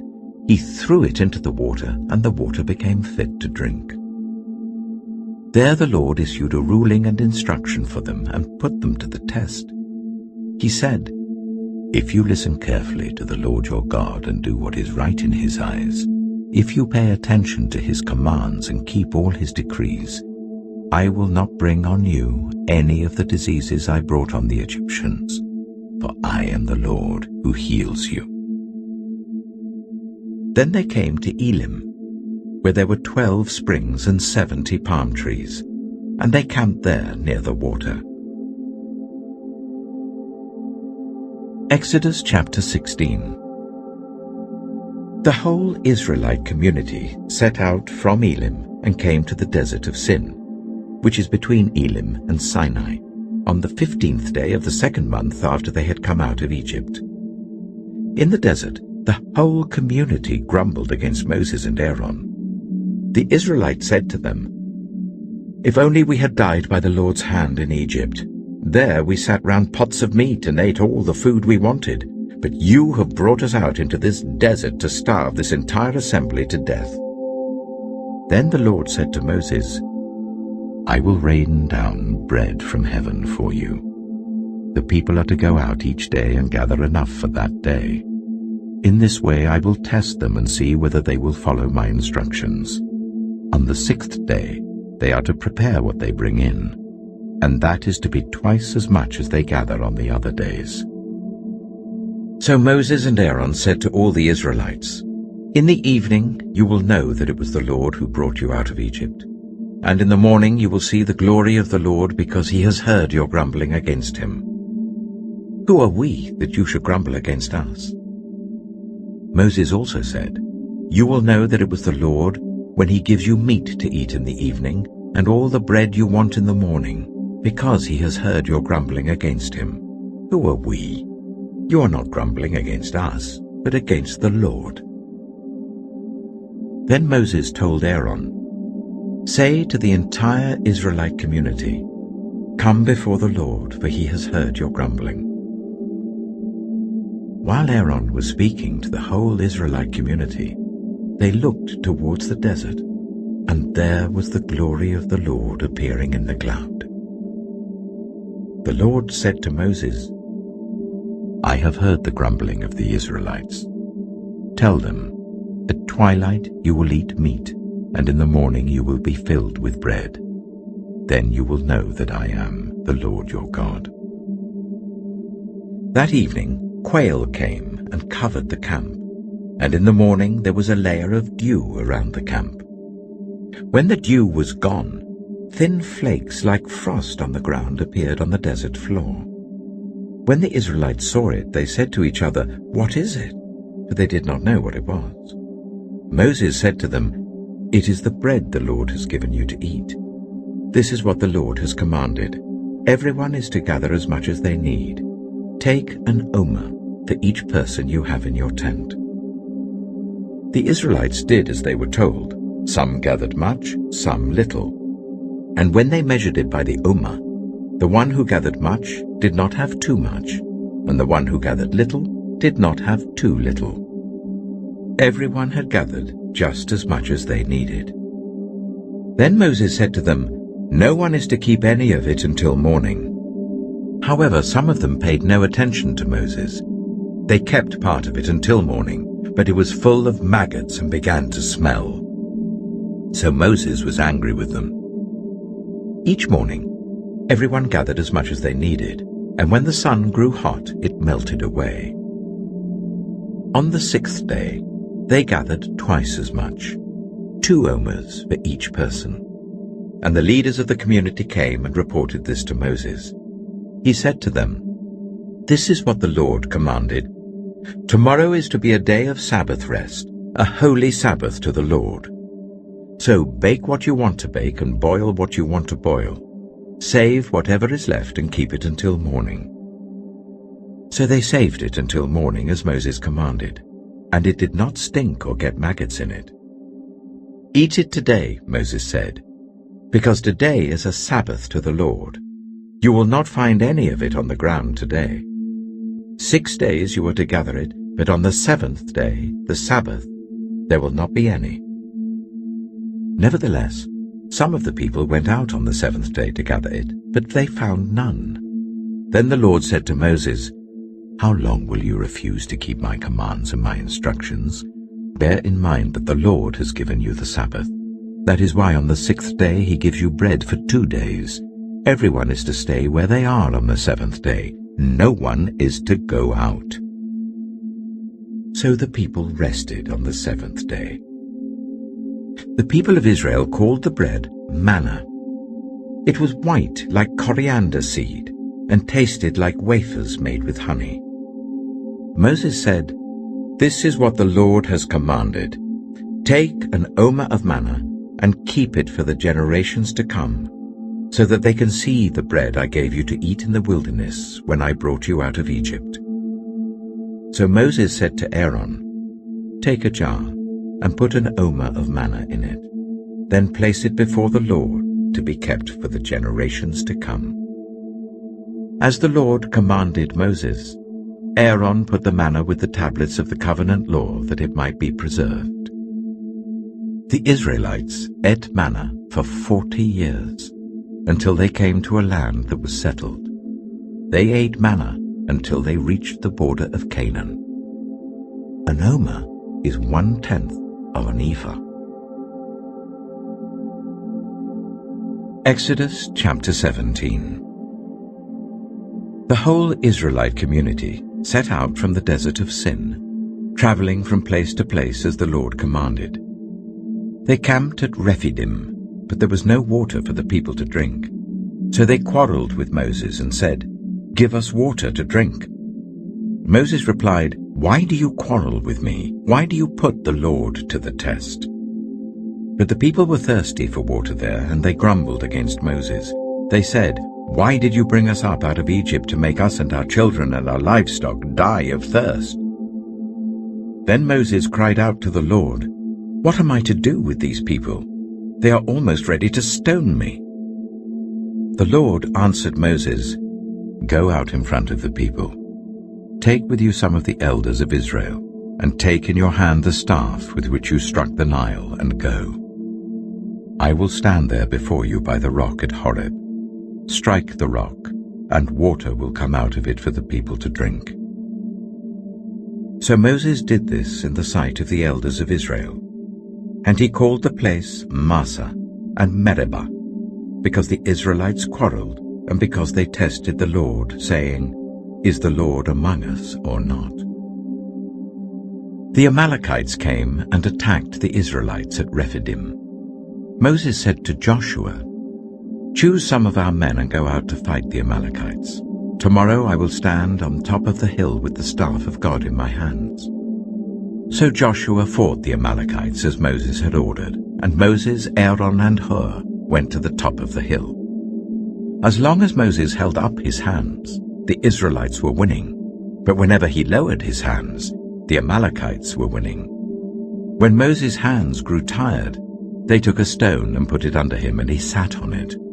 Aaron and Hur held his hands up, one on one side, one on the other, so that his hands remained steady till sunset. So Joshua overcame the Amalekite army with the sword. Then the Lord said to Moses, "Write this on a scroll, as something to be remembered, and make sure that Joshua hears it, because I will completely blot out the name of Amalek from under heaven." Moses built an altar and called it, "The Lord is my banner." He said, "Because hands were lifted up against the throne of the Lord will be at war against the Amalekites from generation to generation." Exodus chapter 18. Now Jethro, the priest of Midian and father-in-law of Moses, heard of everything God had done for Moses and for his people Israel, and how the Lord had brought Israel out of Egypt. After Moses had sent away his wife Zipporah, his father-in-law Jethro received her and her 2 sons. One son was named Gershom, for Moses said, "I have become a foreigner in a foreign land." And the other was named Eleazar, for he said, "My father's God was my helper. He saved me from the sword of Pharaoh." Jethro, Moses' father-in-law, together with Moses' sons and wife, came to him in the wilderness where he was camped near the mountain of God. Jethro had sent word to him, "I, your father-in-law Jethro, am coming to you with your wife and her 2 sons." So Moses went out to meet his father-in-law and bowed down and kissed him. They greeted each other and then went into the tent. Moses told his father-in-law about everything the Lord had done to Pharaoh and the Egyptians for Israel's sake, and about all the hardships they had met along the way, and how the Lord had saved them. Jethro was delighted to hear about all the good things the Lord had done for Israel in rescuing them from the hand of the Egyptians. He said, "Praise be to the Lord, who rescued you from the hand of the Egyptians and of Pharaoh, and who rescued the people from the hand of the Egyptians. Now I know that the Lord is greater than all other gods, for he did this to those who had treated Israel arrogantly." Then Jethro, Moses' father-in-law, brought a burnt offering and other sacrifices to God. And Aaron came with all the elders of Israel to eat a meal with Moses' father-in-law in the presence of God. The next day, Moses took his seat to serve as judge for the people, and they stood round him from morning till evening. When his father-in-law saw all that Moses was doing for the people, he said, "What is this you are doing for the people? Why do you alone sit as judge, while all these people stand round you from morning till evening?" Moses answered him, "Because the people come to me to seek God's will. Whenever they have a dispute, it is brought to me, and I decide between the parties and inform them of God's decrees and instructions." Moses' father-in-law replied, "What you are doing is not good. You and these people who come to you will only wear yourselves out. The work is too heavy for you. You cannot handle it alone. Listen now to me, and I will give you some advice, and may God be with you. You must be the people's representative before God and bring their disputes to him. Teach them his decrees and instructions, and show them the way they are to live and how they are to behave. But select capable men from all the people, men who fear God, trustworthy men who hate dishonest gain, and appoint them as officials over thousands, hundreds, 50s, and 10s. Let them serve as judges for the people at all times. But let them bring every difficult case to you. The simple cases they can decide themselves. That will make your load lighter, because they will share it with you. If you do this, and God so command, you will be able to stand the strain, and all these people will go home satisfied." Moses listened to his father-in-law and did everything he said.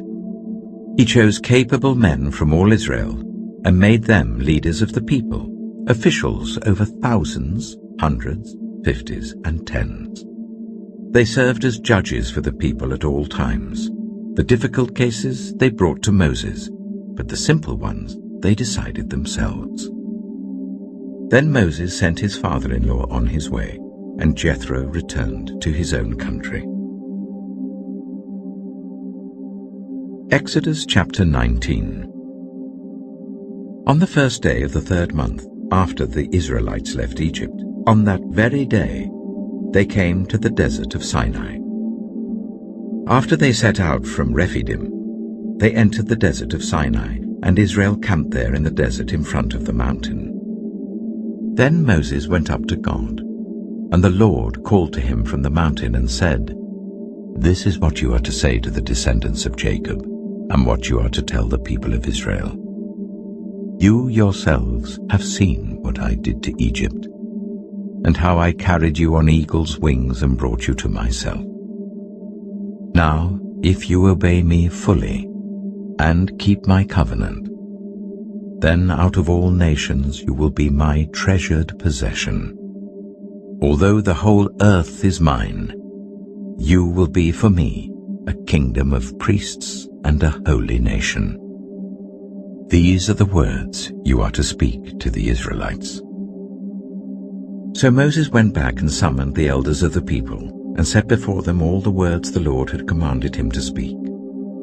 The people all responded together, "We will do everything the Lord has said." So Moses brought their answer back to the Lord. The Lord said to Moses, "I am going to come to you in a dense cloud, so that the people will hear me speaking with you and will always put their trust in you."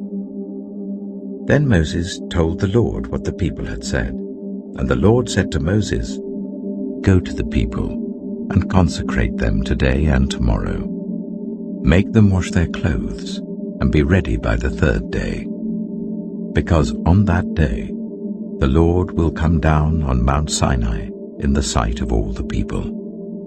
Put limits for the people around the mountain and tell them, 'Be careful that you do not approach the mountain or touch the foot of it. Whoever touches the mountain is to be put to death. They are to be stoned or shot with arrows. Not a hand is to be laid on them. No person or animal shall be permitted to live. Only when the ram's horn sounds a long blast may they approach the mountain." After Moses had gone down the mountain to the people, he consecrated them, and they washed their clothes. Then he said to the people, "Prepare yourselves for the third day. Abstain from sexual relations." On the morning of the third day, there was thunder and lightning, with a thick cloud over the mountain, and a very loud trumpet blast. Everyone in the camp trembled. Then Moses led the people out of the camp to meet with God, and they stood at the foot of the mountain. Mount Sinai was covered with smoke, because the Lord descended on it in fire. The smoke billowed up from it like smoke from a furnace, and the whole mountain trembled violently. As the sound of the trumpet grew louder and louder, Moses spoke, and the voice of God answered him. The Lord descended to the top of Mount Sinai and called Moses to the top of the mountain. So Moses went up, and the Lord said to him, "Go down and warn the people, so they do not force their way through to see the Lord, and many of them perish. Even the priests who approach the Lord must consecrate themselves, or the Lord will break out against them." Moses said to the Lord, "The people cannot come up Mount Sinai because you yourself warned us. Put limits around the mountain and set it apart as holy." The Lord replied, "Go down and bring Aaron up with you, but the priests and the people must not force their way through to come up to the Lord, or he will break out against them." So Moses went down to the people and told them. Exodus chapter 20.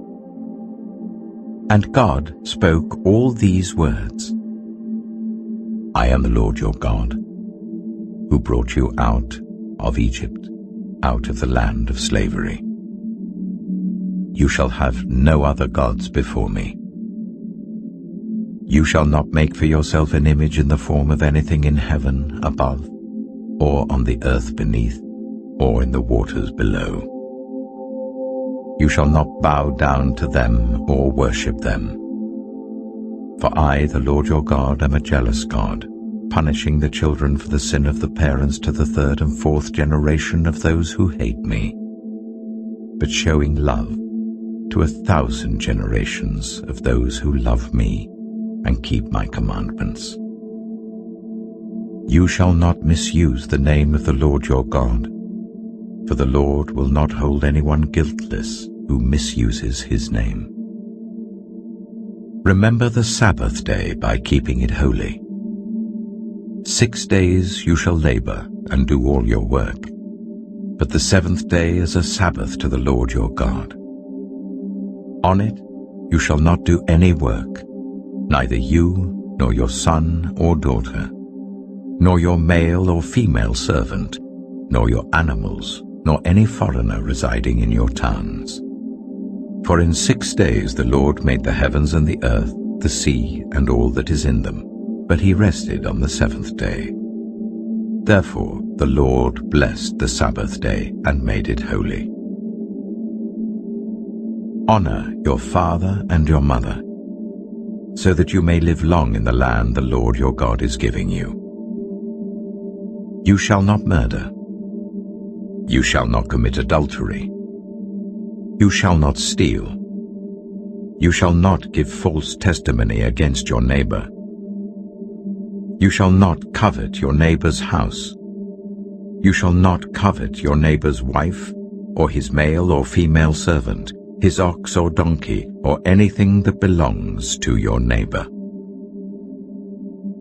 When the people saw the thunder and lightning and heard the trumpet and saw the mountain in smoke, they trembled with fear. They stayed at a distance and said to Moses, "Speak to us yourself and we will listen, but do not let God speak to us or we will die."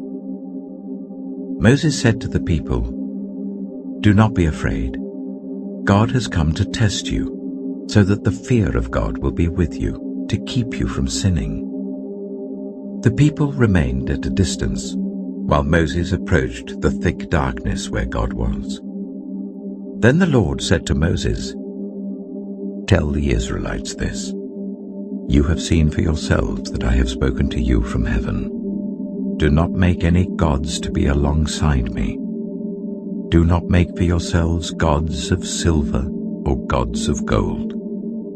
Make an altar of earth for me, and sacrifice on it your burnt offerings and fellowship offerings, your sheep and goats and your cattle. Wherever I cause my name to be honored, I will come to you and bless you. If you make an altar of stones for me, do not build it with dressed stones, for you will defile it if you use a tool on it. And do not go up to my altar on steps, or your private parts may be exposed." Exodus chapter 21. These are the laws you are to set before them. If you buy a Hebrew servant, he is to serve you for 6 years, but in the 7th year he shall go free without paying anything. If he comes alone, he is to go free alone. But if he has a wife when he comes, she is to go with him. If his master gives him a wife and she bears him sons or daughters, the woman and her children shall belong to her master, and only the man shall go free. But if the servant declares, "I love my master and my wife and children, and do not want to go free," then his master must take him before the judges. He shall take him to the door or the doorpost, and pierce his ear with an awl. Then he will be his servant for life. If a man sells his daughter as a servant, she is not to go free as male servants do. If she does not please the master who has selected her for himself, he must let her be redeemed. He has no right to sell her to foreigners, because he has broken faith with her. If he selects her for his son, he must grant her the rights of a daughter. If he marries another woman, he must not deprive the first one of her food, clothing, and marital rights. If he does not provide her with these 3 things, she is to go free without any payment of money. Anyone who strikes a person with a fatal blow is to be put to death, However, if it is not done intentionally, but God lets it happen, they are to flee to a place I will designate. But if anyone schemes and kills someone deliberately, that person is to be taken from my altar and put to death. Anyone who attacks their father or mother is to be put to death. Anyone who kidnaps someone is to be put to death, whether the victim has been sold or is still in the kidnapper's possession. Anyone who curses their father or mother is to be put to death.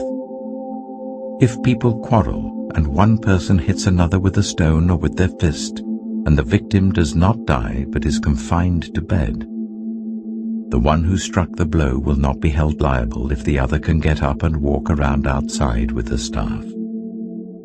However, the guilty party must pay the injured person for any loss of time and see that the victim is completely healed. Anyone who beats their male or female slave with a rod must be punished if the slave dies as a direct result. But they are not to be punished if the slave recovers after a day or two, since the slave is their property.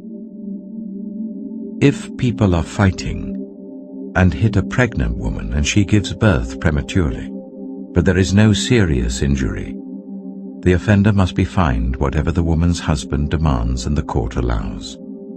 But if there is serious injury, you are to take life for life, eye for eye, tooth for tooth, hand for hand, foot for foot, burn for burn, wound for wound, bruise for bruise.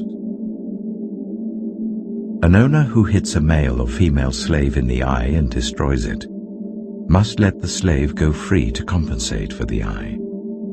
And an owner who knocks out the tooth of a male or female slave must let the slave go free to compensate for the tooth. If a bull gores a man or woman to death, the bull is to be stoned to death, and its meat must not be eaten. But the owner of the bull will not be held responsible. If, however, the bull has had the habit of goring, and the owner has been warned but has not kept it penned up, and it kills a man or woman, the bull is to be stoned, and its owner also is to be put to death. However, if payment is demanded, the owner may redeem his life by the payment of whatever is demanded. This law also applies if the bull gores a son or a daughter. If the bull gores a male or female slave, the owner must pay 30 shekels of silver to the master of the slave, and the bull is to be stoned to death. If anyone uncovers a pit, or digs one and fails to cover it, and an ox or donkey falls into it, the one who opened the pit must pay the owner for the loss and take the dead animal in exchange. If anyone's bull injures someone else's bull and it dies, the two parties are to sell the live one and divide both the money and the dead animal equally.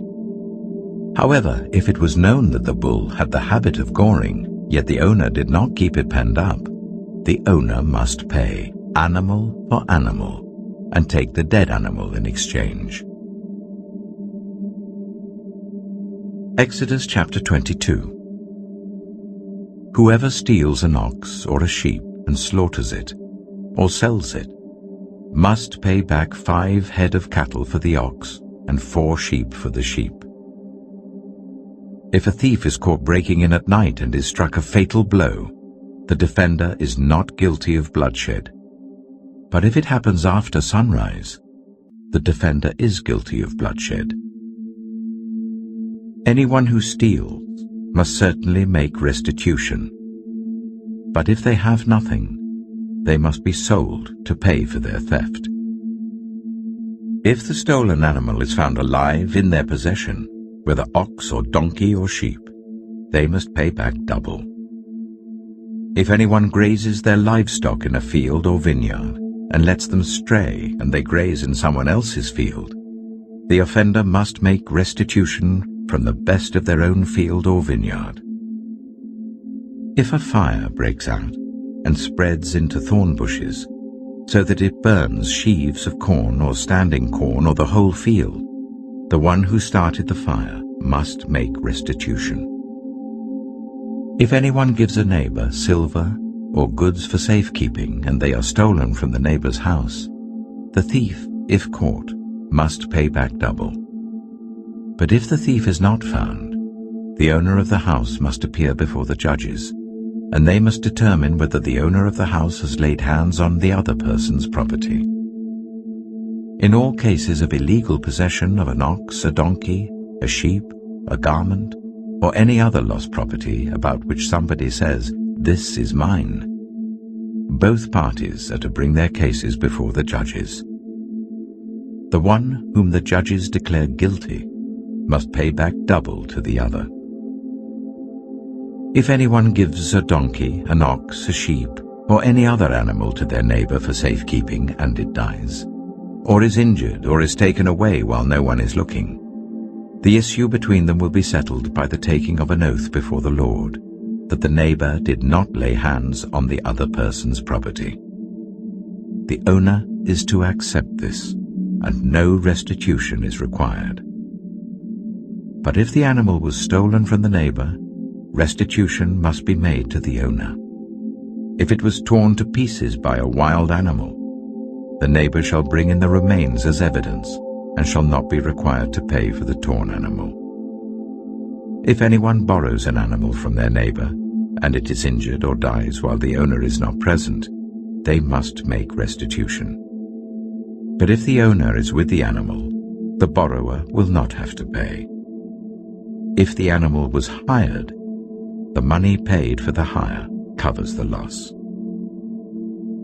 If a man seduces a virgin who is not pledged to be married and sleeps with her, he must pay the bride price, and she shall be his wife. If her father absolutely refuses to give her to him, he must still pay the bride price for virgins. Do not allow a sorceress to live. Anyone who has sexual relations with an animal is to be put to death. Whoever sacrifices to any god other than the Lord must be destroyed. Do not ill-treat or oppress a foreigner, for you were foreigners in Egypt. Do not take advantage of the widow or the fatherless. If you do, and they cry out to me, I will certainly hear their cry. My anger will be aroused, and I will kill you with the sword. Your wives will become widows, and your children fatherless. If you lend money to one of my people among you who is needy, do not treat it like a business deal. Charge no interest. If you take your neighbor's cloak as a pledge, return it by sunset, because that cloak is the only covering your neighbor has. What else can they sleep in? When they cry out to me, I will hear, for I am compassionate. Do not blaspheme God or curse the ruler of your people. Do not hold back offerings from your granaries or your vats. You must give me the firstborn of your sons. Do the same with your cattle and your sheep. Let them stay with their mothers for 7 days, but give them to me on the 8th day. You are to be my holy people. So do not eat the meat of an animal torn by wild beasts. Throw it to the dogs. Exodus chapter 23. Do not spread false reports. Do not help a guilty person by being a malicious witness. Do not follow the crowd in doing wrong. When you give testimony in a lawsuit, do not pervert justice by siding with the crowd, and do not show favoritism to a poor person in a lawsuit. If you come across your enemy's ox or donkey wandering off, be sure to return it. If you see the donkey of someone who hates you, fallen down under its load, do not leave it there. Be sure you help them with it. Do not deny justice to your poor people in their lawsuits. Have nothing to do with a false charge, and do not put an innocent or honest person to death, for I will not acquit the guilty. Do not accept a bribe, for a bribe blinds those who see and twists the words of the innocent. Do not oppress a foreigner. You yourselves know how it feels to be foreigners, because you were foreigners in Egypt. For 6 years you are to sow your fields and harvest the crops, but during the 7th year let the land lie unplowed and unused. Then the poor among your people may get food from it, and the wild animals may eat what is left. Do the same with your vineyard and your olive grove. 6 days do your work, but on the 7th day do not work, so that your ox and your donkey may rest, and so that the slave born in your household and the foreigner living among you may be refreshed. Be careful to do everything I have said to you. Do not invoke the names of other gods. Do not let them be heard on your lips. 3 times a year you are to celebrate a festival to me. Celebrate the festival of unleavened bread. For 7 days eat bread made without yeast as I commanded you. Do this at the appointed time in the month of Aviv, for in that month you came out of Egypt. No one is to appear before me empty-handed. Celebrate the festival of harvest with the first fruits of the crops you sow in your field. Celebrate the festival of ingathering at the end of the year, when you gather in your crops from the field. 3 times a year all the men are to appear before the sovereign Lord. Do not offer the blood of a sacrifice to me, along with anything containing yeast. The fat of my festival offerings must not be kept until morning. Bring the best of the first fruits of your soil to the house of the Lord your God. Do not cook a young goat in its mother's milk. See, I am sending an angel ahead of you to guard you along the way, and to bring you to the place I have prepared. Pay attention to him and listen to what he says. Do not rebel against him. He will not forgive your rebellion, since my name is in him. If you listen carefully to what he says and do all that I say, I will be an enemy to your enemies and will oppose those who oppose you. My angel will go ahead of you and bring you into the land of the Amorites, Hittites, Perizzites, Canaanites, Hivites, and Jebusites, and I will wipe them out. Do not bow down before their gods, or worship them, or follow their practices. You must demolish them and break their sacred stones to pieces. Worship the Lord your God, and his blessing will be on your food and water. I will take away disease from among you, and none will miscarry or be barren in your land. I will give you a full lifespan. I will send my terror ahead of you, and throw into confusion every nation you encounter. I will make all your enemies turn their backs and run. I will send the hornet ahead of you to drive the Hivites, Canaanites, and Hittites out of your way. But I will not drive them out in a single year, because the land would become desolate and the wild animals too numerous for you. Little by little I will drive them out before you, until you have increased enough to take possession of the land. I will establish your borders from the Red Sea to the Mediterranean Sea, and from the desert to the Euphrates River.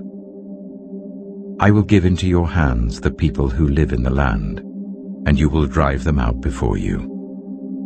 Do not make a covenant with them or with their gods.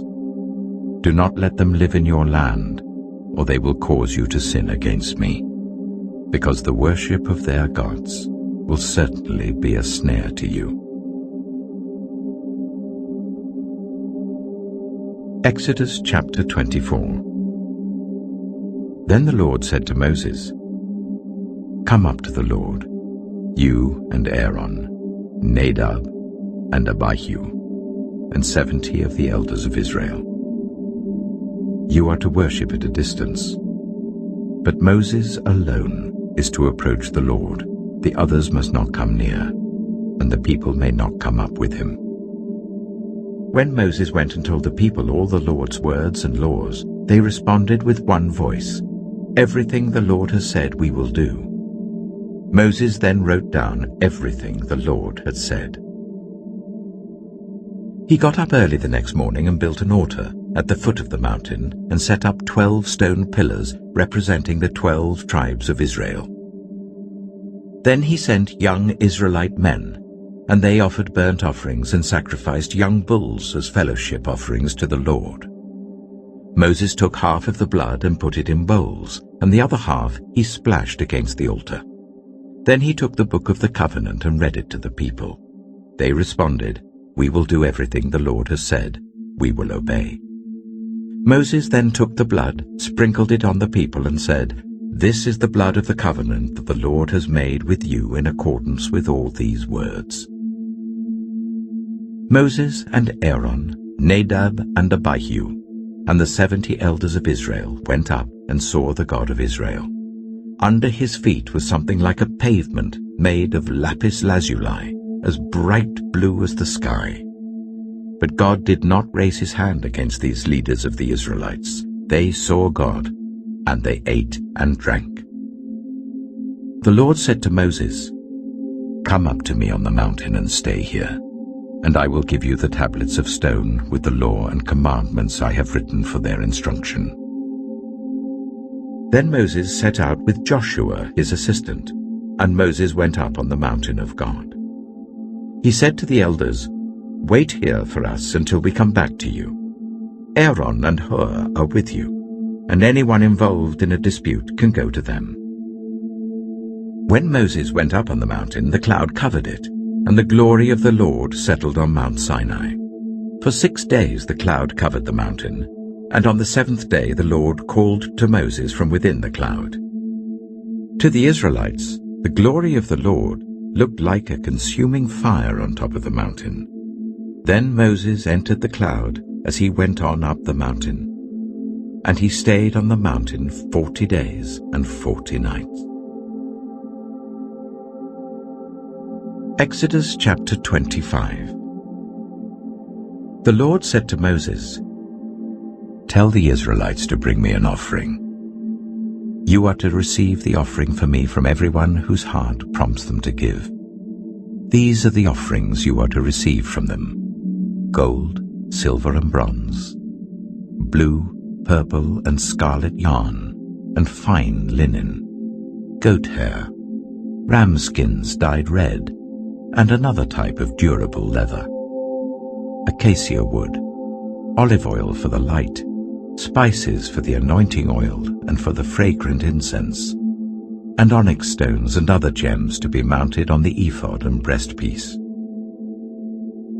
Then let them make a sanctuary for me, and I will dwell among them. Make this tabernacle and all its furnishings exactly like the pattern I will show you. Let them make an ark of acacia wood, 2.5 cubits long, 1.5 cubits wide, and 1.5 cubits high. Overlay it with pure gold both inside and out, and make a gold molding around it. Cast 4 gold rings for it, and fasten them to its 4 feet, with 2 rings on one side and 2 rings on the other. Then make poles of acacia wood and overlay them with gold. Insert the poles into the rings on the sides of the ark to carry it. The poles are to remain in the rings of this ark. They are not to be removed. Then put in the ark the tablets of the covenant law which I will give you. Make an atonement cover of pure gold, 2.5 cubits long and 1.5 cubits wide, and make 2 cherubim out of hammered gold at the ends of the cover. Make 1 cherub on one end and the 2nd cherub on the other. Make the cherubim of one piece with the cover at the 2 ends. The cherubim are to have their wings spread upwards, overshadowing the cover with them. The cherubim are to face each other, looking towards the cover. Place the cover on top of the ark and put in the ark the tablets of the covenant law that I will give you. There, above the cover, between the two cherubim that are over the ark of the covenant law, I will meet with you and give you all my commands for the Israelites. Make a table of acacia wood, 2 cubits long, a cubit wide, and a cubit and a half high. Overlay it with pure gold and make a gold molding around it. Also make around it a rim, a handbreadth wide, and put a gold molding on the rim. Make 4 gold rings for the table and fasten them to the 4 corners where the 4 legs are. The rings are to be close to the rim to hold the poles used in carrying the table. Make the poles of acacia wood, overlay them with gold, and carry the table with them. And make its plates and dishes of pure gold, as well as its pitchers and bowls for the pouring out of offerings. Put the bread of the presence on this table, to be before me at all times. Make a lampstand of pure gold. Hammer out its base and shaft, and make its flower-like cups, buds, and blossoms of one piece with them. 6 branches are to extend from the sides of the lampstand, 3 on one side and 3 on the other. 3 cups, shaped like almond flowers with buds and blossoms, are to be on one branch, 3 on the next branch, and the same for all 6 branches extending from the lampstand. And on the lampstand there are to be 4 cups shaped like almond flowers with buds and blossoms.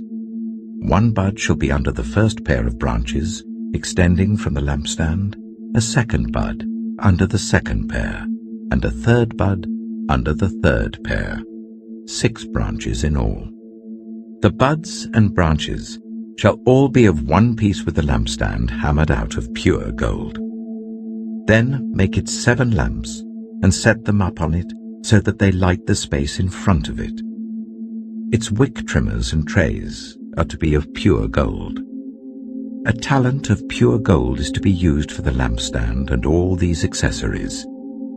See that you make them according to the pattern shown you on the mountain. Exodus chapter 26. Make the tabernacle with 10 curtains of finely twisted linen and blue, purple, and scarlet yarn, with cherubim woven into them by a skilled worker. All the curtains are to be the same size, 28 cubits long and 4 cubits wide. Join 5 of the curtains together and do the same with the other 5. Make loops of blue material along the edge of the end curtain in one set and do the same with the end curtain in the other set. Make 50 loops on one curtain and 50 loops on the end curtain of the other set, with the loops opposite each other. Then make 50 gold clasps and use them to fasten the curtains together so that the tabernacle is a unit. Make curtains of goat hair for the tent over the tabernacle, 11 altogether. All 11 curtains are to be the same size, 30 cubits long and 4 cubits wide. Join 5 of the curtains together into one set and the other 6 into another set. Fold the 6th curtain double at the front of the tent. Make 50 loops along the edge of the end curtain in one set, and also along the edge of the end curtain in the other set. Then make 50 bronze clasps and put them in the loops to fasten the tent together as a unit. As for the additional length of the tent curtains, the half curtain that is left over is to hang down at the rear of the tabernacle. The tent curtains will be a cubit longer on both sides. What is left will hang over the sides of the tabernacle so as to cover it. Make for the tent a covering of ram skins dyed red, and over that a covering of other durable leather. Make upright frames of acacia wood for the tabernacle. Each frame is to be 10 cubits long and a cubit and a half wide, with 2 projections set parallel to each other. Make all the frames of the tabernacle in this way. Make 20 frames for the south side of the tabernacle, and make 40 silver bases to go under them, 2 bases for each frame, 1 under each projection. For the other side, the north side of the tabernacle, make 20 frames and 40 silver bases, 2 under each frame. Make 6 frames for the far end, that is the west end of the tabernacle, and make 2 frames for the corners at the far end. At these 2 corners, they must be double from the bottom all the way to the top and fitted into a single ring. Both shall be like that. So there will be 8 frames and 16 silver bases, 2 under each frame. Also, make crossbars of acacia wood, 5 for the frames on one side of the tabernacle, 5 for those on the other side, and 5 for the frames on the west at the far end of the tabernacle. The center crossbar is to extend from end to end at the middle of the frames. Overlay the frames with gold and make gold rings to hold the crossbars. Also, overlay the crossbars with gold. Set up the tabernacle according to the plan shown you on the mountain. Make a curtain of blue, purple, and scarlet yarn and finely twisted linen, with cherubim woven into it by a skilled worker.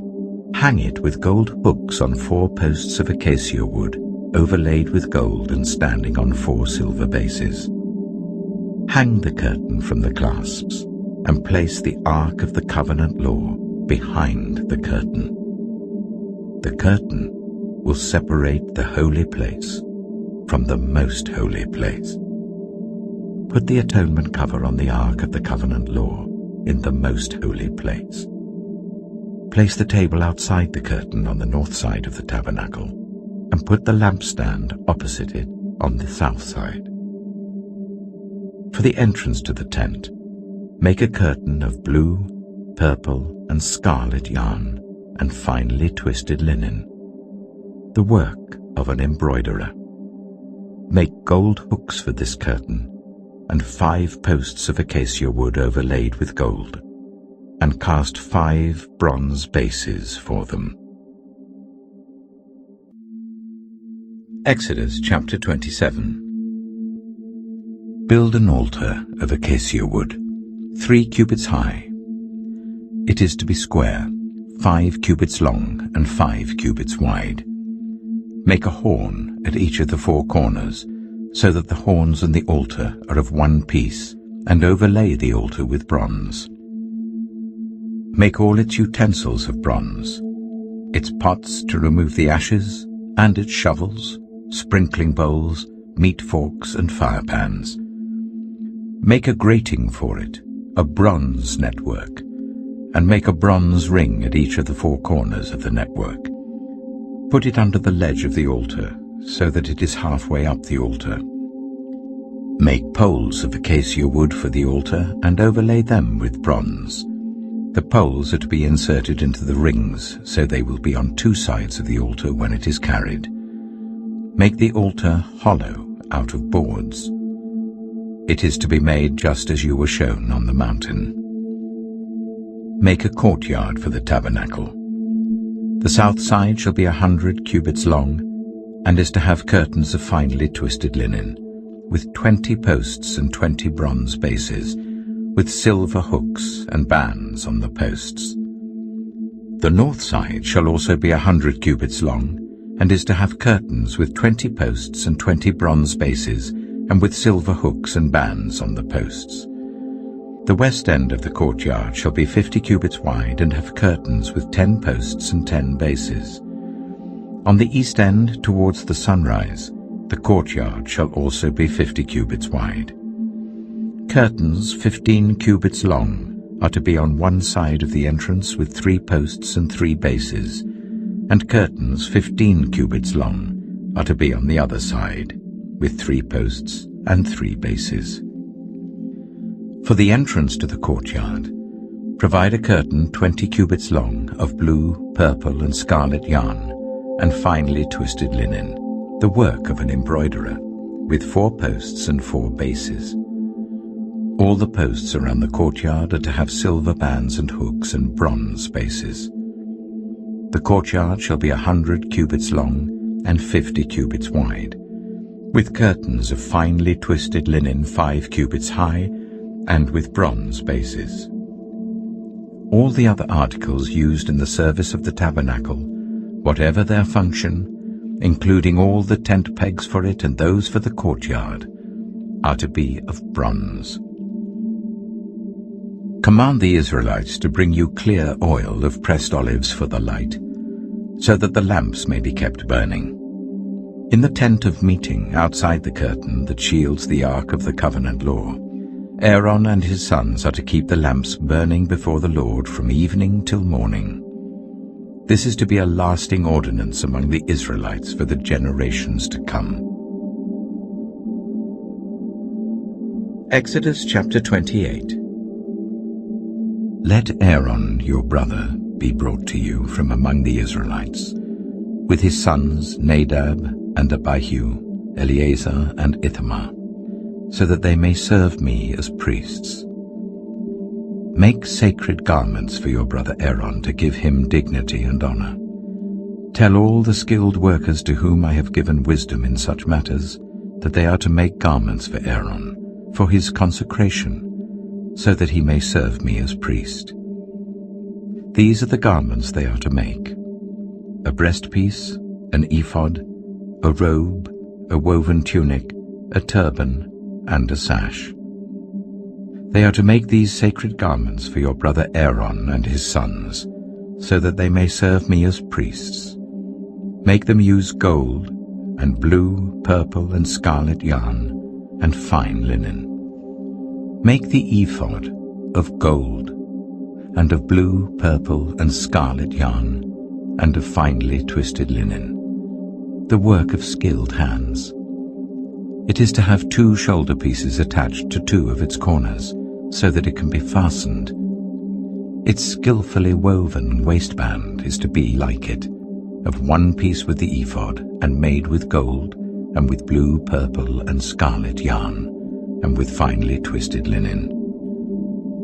Take 2 onyx stones, and engrave on them the names of the sons of Israel, in the order of their birth, 6 names on 1 stone, and the remaining 6 on the other.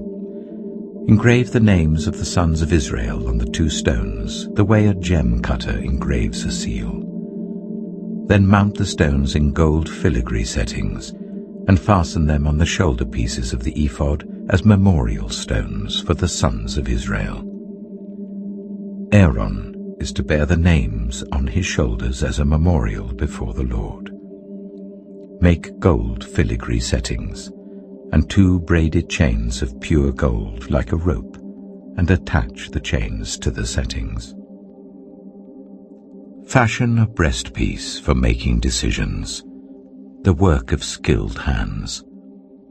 Make it like the ephod, of gold and of blue, purple, and scarlet yarn, and of finely twisted linen. It is to be square, a span long and a span wide, and folded double. Then mount 4 rows of precious stones on it. The first row shall be carnelian, chrysolite, and beryl. The second row shall be turquoise, lapis lazuli, and emerald. The third row shall be jacinth, agate, and amethyst. The fourth row shall be topaz, onyx, and jasper. Mount them in gold filigree settings.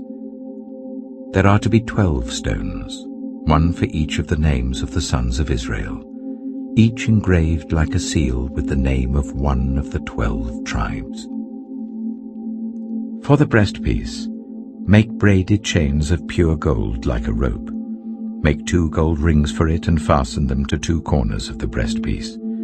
Fasten the 2 gold chains to the rings at the corners of the breastpiece, and the other ends of the chains to the 2 settings, attaching them to the shoulder pieces of the ephod at the front. Make 2 gold rings, and attach them to the other 2 corners of the breastpiece on the inside edge next to the ephod. Make 2 more gold rings, and attach them to the bottom of the shoulder pieces on the front of the ephod, close to the seam just above the waistband of the ephod. The rings of the breastpiece are to be tied to the rings of the ephod with blue cord, connecting it to the waistband, so that the breastpiece will not swing out from the ephod. Whenever Aaron enters the holy place, he will bear the names of the sons of Israel over his heart on the breastpiece of decision, as a continuing memorial before the Lord. Also put the Urim and the Thummim in the breastpiece, so they may be over Aaron's heart whenever he enters the presence of the Lord. Thus Aaron will always bear the means of making decisions for the Israelites over his heart before the Lord. Make the robe of the ephod entirely out of blue cloth, with an opening for the head in its center. There shall be a woven edge like a collar around this opening, so that it will not tear. Make pomegranates of blue, purple, and scarlet yarn around the hem of the robe, with gold bells between them. The gold bells and the pomegranates are to alternate round the hem of the robe. Aaron must wear it when he ministers. The sound of the bells will be heard when he enters the holy place before the Lord and when he comes out, so that he will not die. Make a plate of pure gold, and engrave on it, as on a seal, "Holy to the Lord."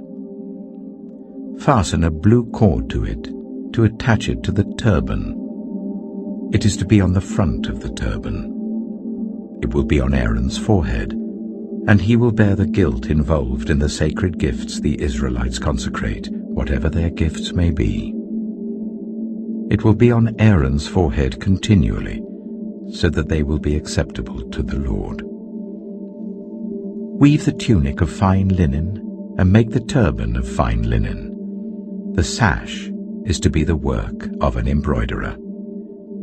Make tunics, sashes, and caps for Aaron's sons, to give them dignity and honor. After you put these clothes on your brother Aaron and his sons, anoint and ordain them. Consecrate them, so they may serve me as priests. Make linen undergarments as a covering for the body, reaching from the waist to the thigh. Aaron and his sons must wear them whenever they enter the tent of meeting or approach the altar to minister in the holy place, so that they will not incur guilt and die. This is to be a lasting ordinance for Aaron and his descendants. Exodus chapter 29. This is what you are to do to consecrate them, so that they may serve me as priests. Take a young bull and 2 rams without defect, and from the finest wheat flour make round loaves without yeast, thick loaves without yeast, and with olive oil mixed in, and thin loaves without yeast, and brushed with olive oil.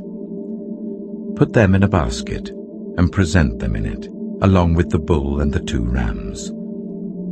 Then bring Aaron and his sons to the entrance to the tent of meeting, and wash them with water. Take the garments and dress Aaron with the tunic, the robe of the ephod itself, and the breastpiece. Fasten the ephod on him by its skillfully woven waistband. Put the turban on his head and attach the sacred emblem to the turban.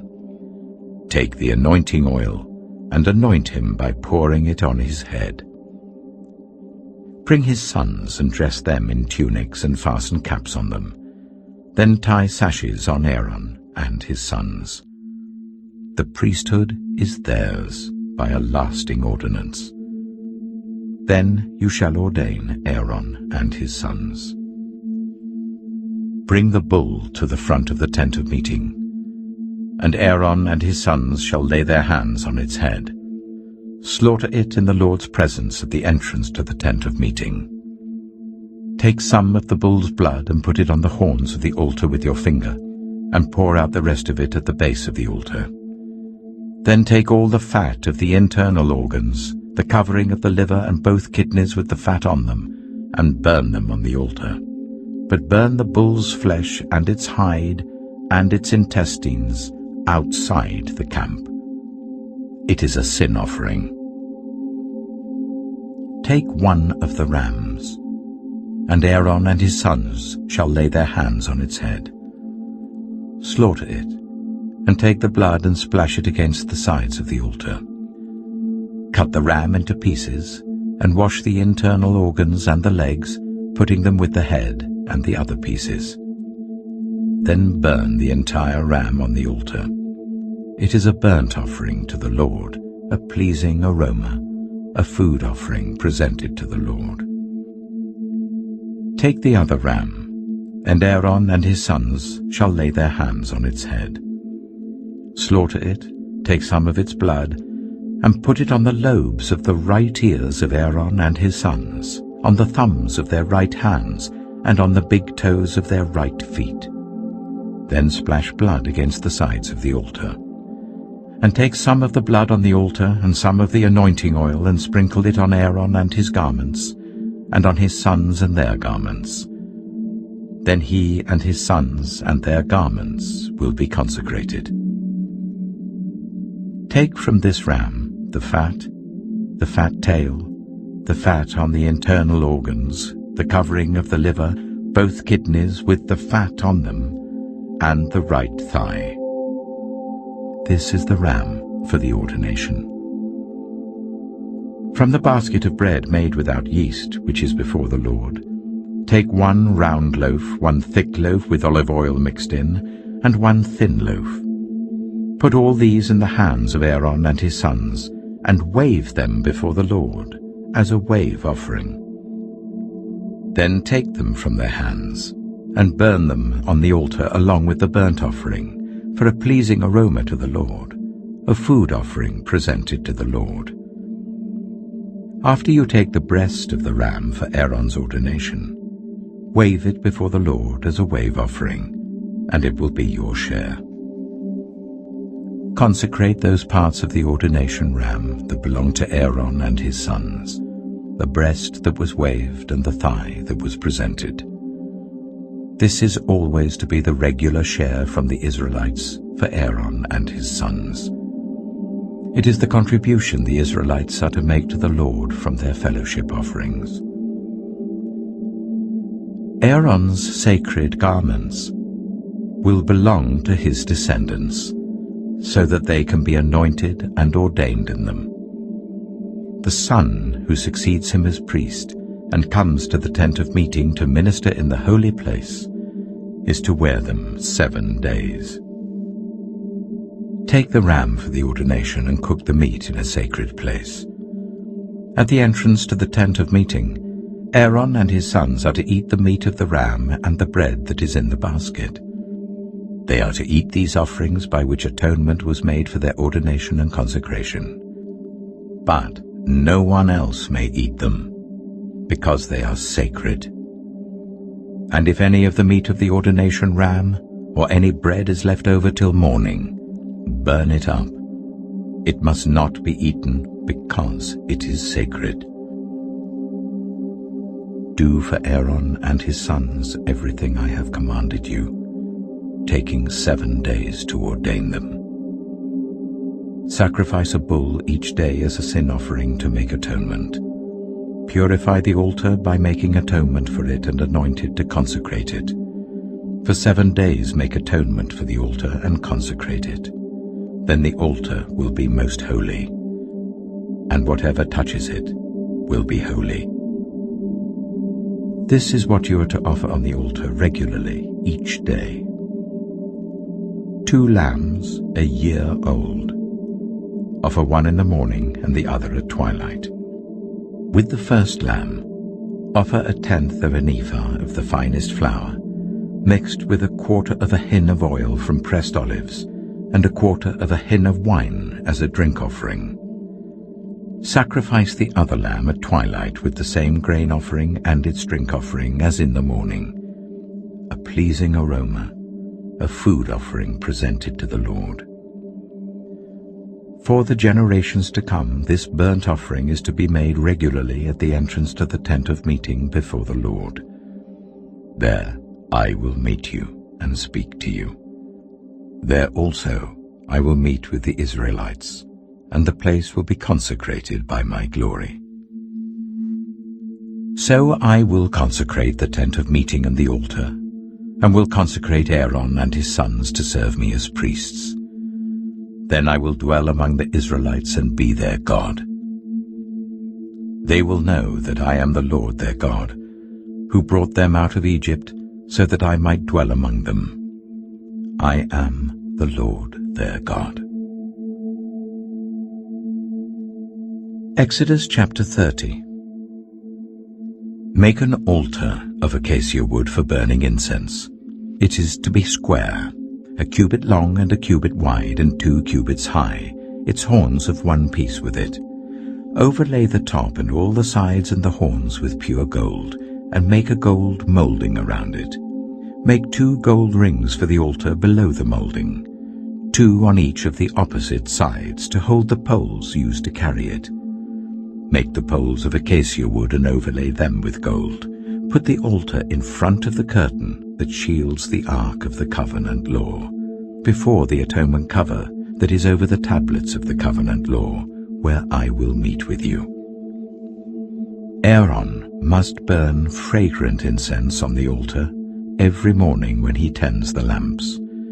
He must burn incense again when he lights the lamps at twilight, so that incense will burn regularly before the Lord for the generations to come. Do not offer on this altar any other incense or any burnt offering or grain offering, and do not pour a drink offering on it. Once a year Aaron shall make atonement on its horns. This annual atonement must be made with the blood of the atoning sin offering for the generations to come. It is most holy to the Lord. Then the Lord said to Moses, "When you take a census of the Israelites to count them, each one must pay the Lord a ransom for his life at the time he is counted. Then no plague will come on them when you number them. Each one who crosses over to those already counted is to give a half shekel according to the sanctuary shekel, which weighs 20 gerams. This half shekel is an offering to the Lord. All who cross over, those 20 years old or more, are to give an offering to the Lord. The rich are not to give more than a half shekel, and the poor are not to give less when you make the offering to the Lord to atone for your lives. Receive the atonement money from the Israelites and use it for the service of the tent of meeting. It will be a memorial for the Israelites before the Lord, making atonement for your lives." Then the Lord said to Moses, "Make a bronze basin with its bronze stand for washing. Place it between the tent of meeting and the altar, and put water in it. Aaron and his sons are to wash their hands and feet with water from it. Whenever they enter the tent of meeting, they shall wash with water, so that they will not die. Also, when they approach the altar to minister by presenting a food offering to the Lord, they shall wash their hands and feet, so that they will not die. This is to be a lasting ordinance for Aaron and his descendants for the generations to come." Then the Lord said to Moses, "Take the following fine spices: 500 shekels of liquid myrrh, half as much, that is 250 shekels, of fragrant cinnamon, 250 shekels of fragrant calamus, 500 shekels of cassia, all according to the sanctuary shekel, and a hin of olive oil. Make these into a sacred anointing oil, a fragrant blend, the work of a perfumer. It will be the sacred anointing oil.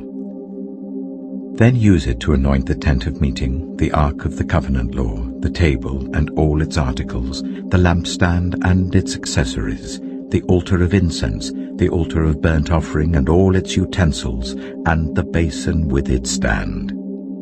You shall consecrate them, so they will be most holy, and whatever touches them will be holy. Anoint Aaron and his sons and consecrate them, so they may serve me as priests. Say to the Israelites, this is to be my sacred anointing oil for the generations to come. Do not pour it on anyone else's body, and do not make any other oil using the same formula. It is sacred, and you are to consider it sacred. Whoever makes perfume like it and puts it on anyone other than a priest must be cut off from their people. Then the Lord said to Moses, take fragrant spices, gum resin, onycha, and galbanum, and pure frankincense, all in equal amounts, and make a fragrant blend of incense, the work of a perfumer. It is to be salted and pure and sacred. Grind some of it to powder and place it in front of the ark of the covenant law in the tent of meeting, where I will meet with you. It shall be most holy to you. Do not make any incense with this formula for yourselves. Consider it holy to the Lord. Whoever makes incense like it, to enjoy its fragrance, must be cut off from their people. Exodus chapter 31. Then the Lord said to Moses, see, I have chosen Bezalel, son of Uri, the son of Hur of the tribe of Judah, and I have filled him with the Spirit of God, with wisdom, with understanding, with knowledge, and with all kinds of skills, to make artistic designs for work in gold, silver, and bronze, to cut and set stones, to work in wood, and to engage in all kinds of crafts. Moreover, I have appointed Aholiab, son of Ahisamach, of the tribe of Dan, to help him. Also, I have given ability to all the skilled workers to make everything I have commanded you: the tent of meeting, the ark of the covenant law with the atonement cover on it, and all the other furnishings of the tent, the table and its articles, the pure gold lampstand and all its accessories, the altar of incense, the altar of burnt offering and all its utensils, the basin with its stand, and also the woven garments, both the sacred garments for Aaron the priest and the garments for his sons when they serve as priests, and the anointing oil and fragrant incense for the holy place. They are to make them just as I commanded you. Then the Lord said to Moses, say to the Israelites, you must observe my Sabbaths. This will be a sign between me and you for the generations to come, so that you may know that I am the Lord, who makes you holy. Observe the Sabbath because it is holy to you. Anyone who desecrates it is to be put to death. Those who do any work on that day must be cut off from their people. For 6 days work is to be done, but the 7th day is a day of Sabbath rest, holy to the Lord. Whoever does any work on the Sabbath day is to be put to death. The Israelites are to observe the Sabbath, celebrating it for the generations to come as a lasting covenant. It will be a sign between me and the Israelites forever. For in 6 days the Lord made the heavens and the earth, and on the 7th day he rested and was refreshed. When the Lord finished speaking to Moses on Mount Sinai, he gave him the 2 tablets of the covenant law, the tablets of stone inscribed by the finger of God. Exodus chapter 32. When the people saw that Moses was so long in coming down from the mountain, they gathered round Aaron and said, come, make us gods who will go before us. As for this fellow Moses who brought us up out of Egypt, we don't know what has happened to him. Aaron answered them, take off the gold earrings that your wives, your sons, and your daughters are wearing, and bring them to me. So all the people took off their earrings and brought them to Aaron. He took what they handed him and made it into an idol cast in the shape of a calf, fashioning it with a tool. Then they said, "These are your gods, Israel, who brought you up out of Egypt." When Aaron saw this, he built an altar in front of the calf and announced, "Tomorrow there will be a festival to the Lord." So the next day the people rose early and sacrificed burnt offerings and presented fellowship offerings. Afterwards they sat down to eat and drink and got up to indulge in revelry. Then the Lord said to Moses, "Go down, because your people, whom you brought up out of Egypt, have become corrupt. They have been quick to turn away from what I commanded them and have made themselves an idol cast in the shape of a calf. They have bowed down to it and sacrificed to it and have said, 'These are your gods, Israel, who brought you up out of Egypt.' I have seen these people," the Lord said to Moses, "and they are a stiff-necked people. Now leave me alone so that my anger may burn against them and that I may destroy them. Then I will make you into a great nation." But Moses sought the favor of the Lord his God. "Lord," he said, "why should your anger burn against your people, whom you brought out of Egypt with great power and a mighty hand? Why should the Egyptians say, 'It was with evil intent that he brought them out, to kill them in the mountains and to wipe them off the face of the earth?' Turn from your fierce anger. Relent and do not bring disaster on your people. Remember your servants, Abraham, Isaac, and Israel, to whom you swore by your own self.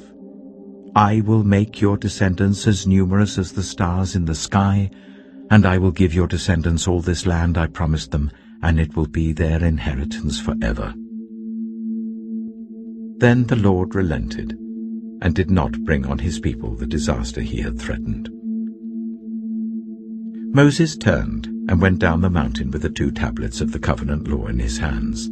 They were inscribed on both sides, front and back. The tablets were the work of God. The writing was the writing of God, engraved on the tablets. When Joshua heard the noise of the people shouting, he said to Moses, "There is the sound of war in the camp." Moses replied, "It is not the sound of victory. It is not the sound of defeat. It is the sound of singing that I hear." When Moses approached the camp and saw the calf and the dancing, his anger burned, and he threw the tablets out of his hands, breaking them to pieces at the foot of the mountain. And he took the calf the people had made and burned it in the fire. Then he ground it to powder, scattered it on the water, and made the Israelites drink it. He said to Aaron, "What did these people do to you, that you led them into such great sin?" "Do not be angry, my lord," Aaron answered. "You know how prone these people are to evil. They said to me, 'Make us gods who will go before us.' As for this fellow Moses who brought us up out of Egypt, we don't know what's happened to him. So I told them, 'Whoever has any gold jewelry, take it off.' Then they gave me the gold, and I threw it into the fire, and out came this calf."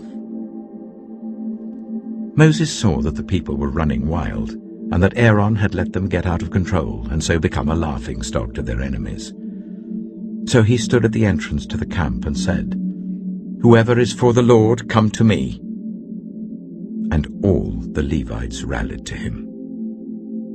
Then he said to them, "This is what the Lord, the God of Israel, says. Each man strap a sword to his side. Go back and forth through the camp from one end to the other, each killing his brother and friend and neighbor." The Levites did as Moses commanded, and that day about 3,000 of the people died. Then Moses said, "You have been set apart to the Lord today, for you are against your own sons and brothers, and he has blessed you this day." The next day Moses said to the people, "You have committed a great sin, but now I will go up to the Lord. Perhaps I can make atonement for your sin." So Moses went back to the Lord and said, "Oh, what a great sin these people have committed. They have made themselves gods of gold, But now, please, forgive their sin. But if not, then blot me out of the book you have written." The Lord replied to Moses, "Whoever has sinned against me, I will blot out of my book. Now go, lead the people to the place I spoke of, and my angel will go before you. However, when the time comes for me to punish, I will punish them for their sin." And the Lord struck the people with a plague because of what they did with the calf Aaron had made. Exodus chapter 33. Then the Lord said to Moses, "Leave this place, you and the people you brought up out of Egypt, and go up to the land I promised on oath to Abraham, Isaac, and Jacob, saying, I will give it to your descendants. I will send an angel before you and drive out the Canaanites, Amorites, Hittites, Perizzites, Hivites, and Jebusites. Go up to the land flowing with milk and honey. But I will not go with you, because you are a stiff-necked people, and I might destroy you on the way." When the people heard these distressing words, they began to mourn, and no one put on any ornaments. For the Lord had said to Moses, "Tell the Israelites, you are a stiff-necked people. If I were to go with you even for a moment, I might destroy you. Now take off your ornaments, and I will decide what to do with you." So the Israelites stripped off their ornaments at Mount Horeb. Now Moses used to take a tent and pitch it outside the camp some distance away, calling it the tent of meeting. Anyone inquiring of the Lord would go to the tent of meeting outside the camp. And whenever Moses went out to the tent, all the people rose and stood at the entrances to their tents, watching Moses until he entered the tent. As Moses went into the tent, the pillar of cloud would come down and stay at the entrance while the Lord spoke with Moses. Whenever the people saw the pillar of cloud standing at the entrance to the tent, they all stood and worshipped, each at the entrance to their tent. The Lord would speak to Moses face to face, as one speaks to a friend. Then Moses would return to the camp, but his young assistant Joshua, son of Nun, did not leave the tent. Moses said to the Lord, "You have been telling me, 'Lead these people.' But you have not let me know whom you will send with me. You have said, 'I know you by name, and you have found favor with me.' If you are pleased with me, teach me your ways, so I may know you and continue to find favor with you. Remember that this nation is your people." The Lord replied, "My presence will go with you, and I will give you rest."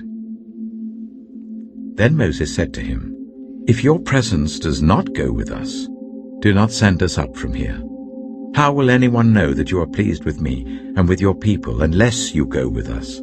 What else will distinguish me and your people from all the other people on the face of the earth?" And the Lord said to Moses, "I will do the very thing you have asked, because I am pleased with you, and I know you by name." Then Moses said, "Now show me your glory."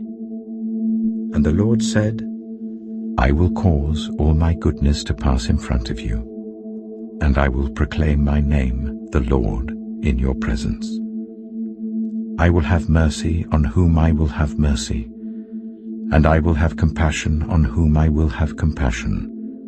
But," he said, "you cannot see my face, for no one may see me and live." Then the Lord said, "There is a place near me where you may stand on a rock. When my glory passes by, I will put you in a cleft in the rock and cover you with my hand until I have passed by. Then I will remove my hand, and you will see my back, but my face must not be seen." Exodus chapter 34. The Lord said to Moses, "Chisel out 2 stone tablets like the first ones, and I will write on them the words that were on the first tablets which you broke. Be ready in the morning, and then come up on Mount Sinai. Present yourself to me there on the top of the mountain.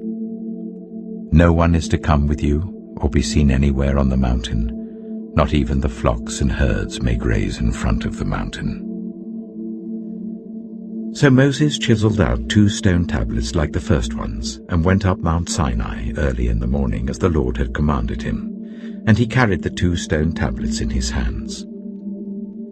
Then the Lord came down in the cloud and stood there with him, and proclaimed his name, the Lord. And he passed in front of Moses, proclaiming, the Lord, the compassionate and gracious God, slow to anger, abounding in love and faithfulness, maintaining love to thousands, and forgiving wickedness, rebellion, and sin. Yet he does not leave the guilty unpunished. He punishes the children and their children for the sin of the parents to the 3rd and 4th generation. Moses bowed to the ground at once and worshipped. Lord, he said, if I have found favor in your eyes, then let the Lord go with us. Although this is a stiff-necked people, forgive our wickedness and our sin, and take us as your inheritance. Then the Lord said, I am making a covenant with you. Before all your people, I will do wonders never before done in any nation in all the world. The people you live among will see how awesome is the work that I, the Lord, will do for you. Obey what I command you today. I will drive out before you the Amorites, Canaanites, Hittites, Perizzites, Hivites, and Jebusites. Be careful not to make a treaty with those who live in the land where you are going, or they will be a snare among you. Break down their altars, smash their sacred stones, and cut down their Asherah poles. Do not worship any other god, for the Lord, whose name is jealous, is a jealous God. Be careful not to make a treaty with those who live in the land, for when they prostitute themselves to their gods and sacrifice to them, they will invite you, and you will eat their sacrifices. And when you choose some of their daughters as wives for your sons, and those daughters prostitute themselves to their gods, they will lead your sons to do the same. Do not make any idols. Celebrate the festival of unleavened bread. For 7 days eat bread made without yeast as I commanded you. Do this at the appointed time in the month of Aviv, for in that month you came out of Egypt.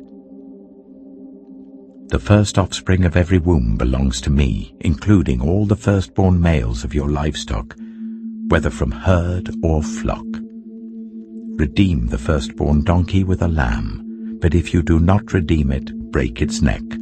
Redeem all your firstborn sons. No one is to appear before me empty-handed. 6 days you shall labor, but on the 7th day you shall rest. Even during the plowing season and harvest you must rest. Celebrate the festival of weeks with the first fruits of the wheat harvest, and the festival of ingathering at the turn of the year. 3 times a year all your men are to appear before the sovereign Lord, the God of Israel. I will drive out nations before you and enlarge your territory, and no one will covet your land when you go up 3 times each year to appear before the Lord your God. Do not offer the blood of a sacrifice to me along with anything containing yeast, and do not let any of the sacrifice from the Passover festival remain until morning. Bring the best of the first fruits of your soil to the house of the Lord your God. Do not cook a young goat in its mother's milk. Then the Lord said to Moses, Write down these words, for in accordance with these words I have made a covenant with you and with Israel. Moses was there with the Lord 40 days and 40 nights, without eating bread or drinking water. And he wrote on the tablets the words of the covenant, the 10 Commandments. When Moses came down from Mount Sinai, with the 2 tablets of the covenant law in his hands, he was not aware that his face was radiant because he had spoken with the Lord. When Aaron and all the Israelites saw Moses, his face was radiant, and they were afraid to come near him. But Moses called to them. So Aaron and all the leaders of the community came back to him, and he spoke to them. Afterwards all the Israelites came near him, and he gave them all the commands the Lord had given him on Mount Sinai. When Moses finished speaking to them, he put a veil over his face. But whenever he entered the Lord's presence to speak with him, he removed the veil until he came out. And when he came out and told the Israelites what he had been commanded, they saw that his face was radiant. Then Moses would put the veil back over his face until he went in to speak with the Lord. Exodus chapter 35. Moses assembled the whole Israelite community and said to them, "These are the things the Lord has commanded you to do. For 6 days work is to be done, but the 7th day shall be your holy day, a day of Sabbath rest to the Lord. Whoever does any work on it is to be put to death. Do not light a fire in any of your dwellings on the Sabbath day." Moses said to the whole Israelite community, "This is what the Lord has commanded. From what you have, take an offering for the Lord.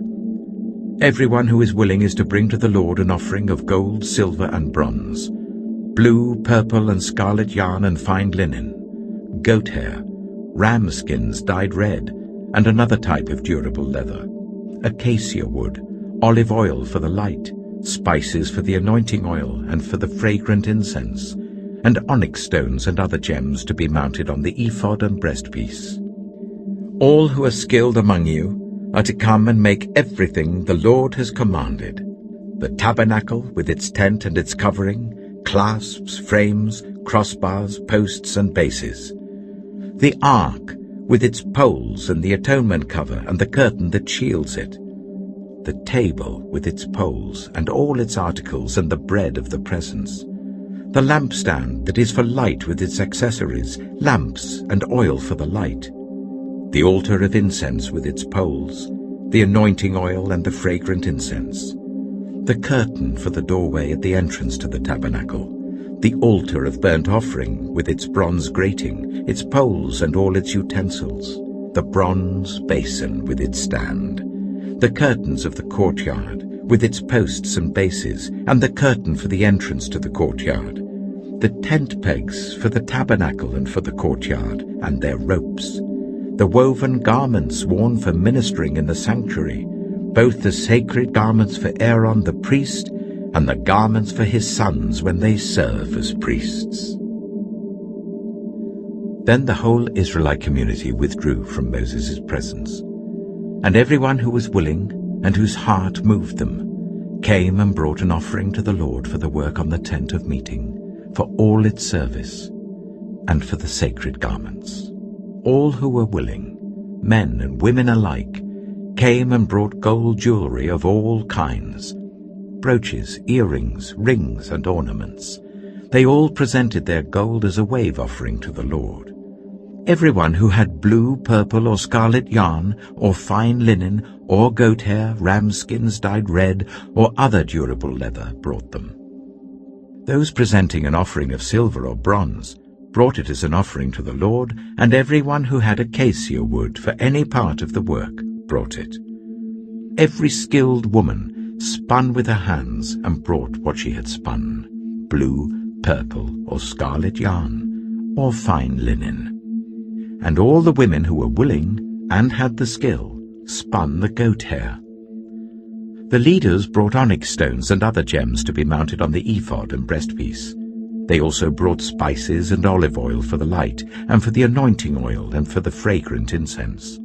All the Israelite men and women who were willing brought to the Lord free will offerings for all the work the Lord, through Moses, had commanded them to do. Then Moses said to the Israelites, "See, the Lord has chosen Bezalel, son of Uri, the son of Hur, of the tribe of Judah, and he has filled him with the Spirit of God, with wisdom, with understanding, with knowledge, and with all kinds of skills, to make artistic designs for work in gold, silver, and bronze, to cut and set stones, to work in wood, and to engage in all kinds of artistic crafts. And he has given both him and Aholiab, son of Ahisamach, of the tribe of Dan, the ability to teach others. He has filled them with skill to do all kinds of work as engravers, designers, embroiderers in blue, purple, and scarlet yarn, and fine linen, and weavers, all of them skilled workers and designers." Exodus chapter 36. So Bezalel, Aholiab, and every skilled person to whom the Lord has given skill and ability, to know how to carry out all the work of constructing the sanctuary, are to do the work just as the Lord has commanded. Then Moses summoned Bezalel and Aholiab, and every skilled person to whom the Lord had given ability, and who was willing to come and do the work. They received from Moses all the offerings the Israelites had brought to carry out the work of constructing the sanctuary. And the people continued to bring free will offerings morning after morning. So all the skilled workers who were doing all the work on the sanctuary left what they were doing and said to Moses, "The people are bringing more than enough for doing the work the Lord commanded to be done." Then Moses gave an order, and they sent this word throughout the camp: "No man or woman is to make anything else as an offering for the sanctuary." And so the people were restrained from bringing more, because what they already had was more than enough to do all the work. All those who were skilled among the workers made the tabernacle with 10 curtains of finely twisted linen and blue, purple, and scarlet yarn, with cherubim woven into them by expert hands. All the curtains were the same size, 28 cubits long and 4 cubits wide. They joined 5 of the curtains together and did the same with the other 5.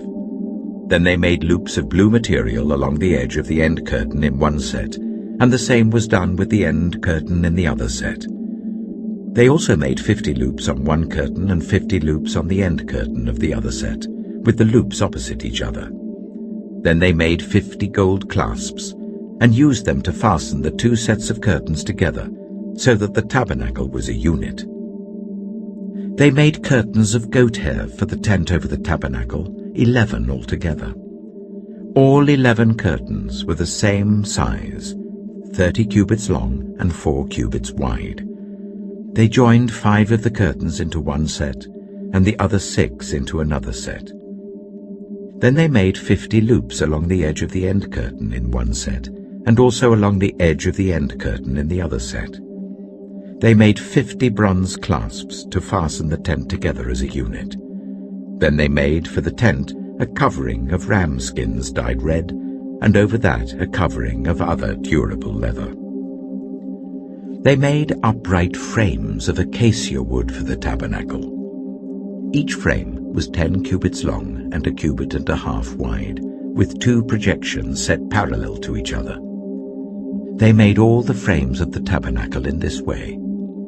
They made 20 frames for the south side of the tabernacle, and made 40 silver bases to go under them, 2 bases for each frame, 1 under each projection. For the other side, the north side of the tabernacle, they made 20 frames and 40 silver bases, 2 under each frame.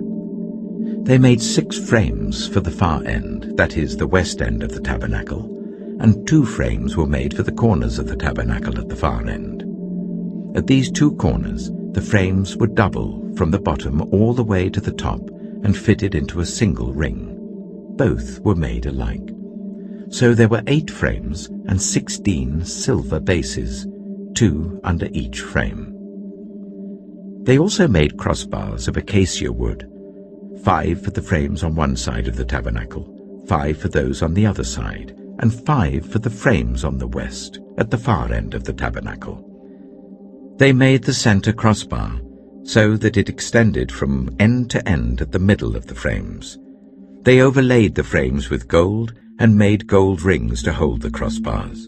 They also overlaid the crossbars with gold. They made the curtain of blue, purple, and scarlet yarn and finely twisted linen, with cherubim woven into it by a skilled worker. They made 4 posts of acacia wood for it, and overlaid them with gold. They made gold hooks for them, and cast their 4 silver bases. For the entrance to the tent, they made a curtain of blue, purple, and scarlet yarn and finely twisted linen, the work of an embroiderer. And they made 5 posts with hooks for them. They overlaid the tops of the posts and their bands with gold, and made their 5 bases of bronze. Exodus chapter 37. Bezalel made the ark of acacia wood, 2½ cubits long, 1.5 cubits wide, and 1.5 cubits high. He overlaid it with pure gold, both inside and out, and made a gold molding around it.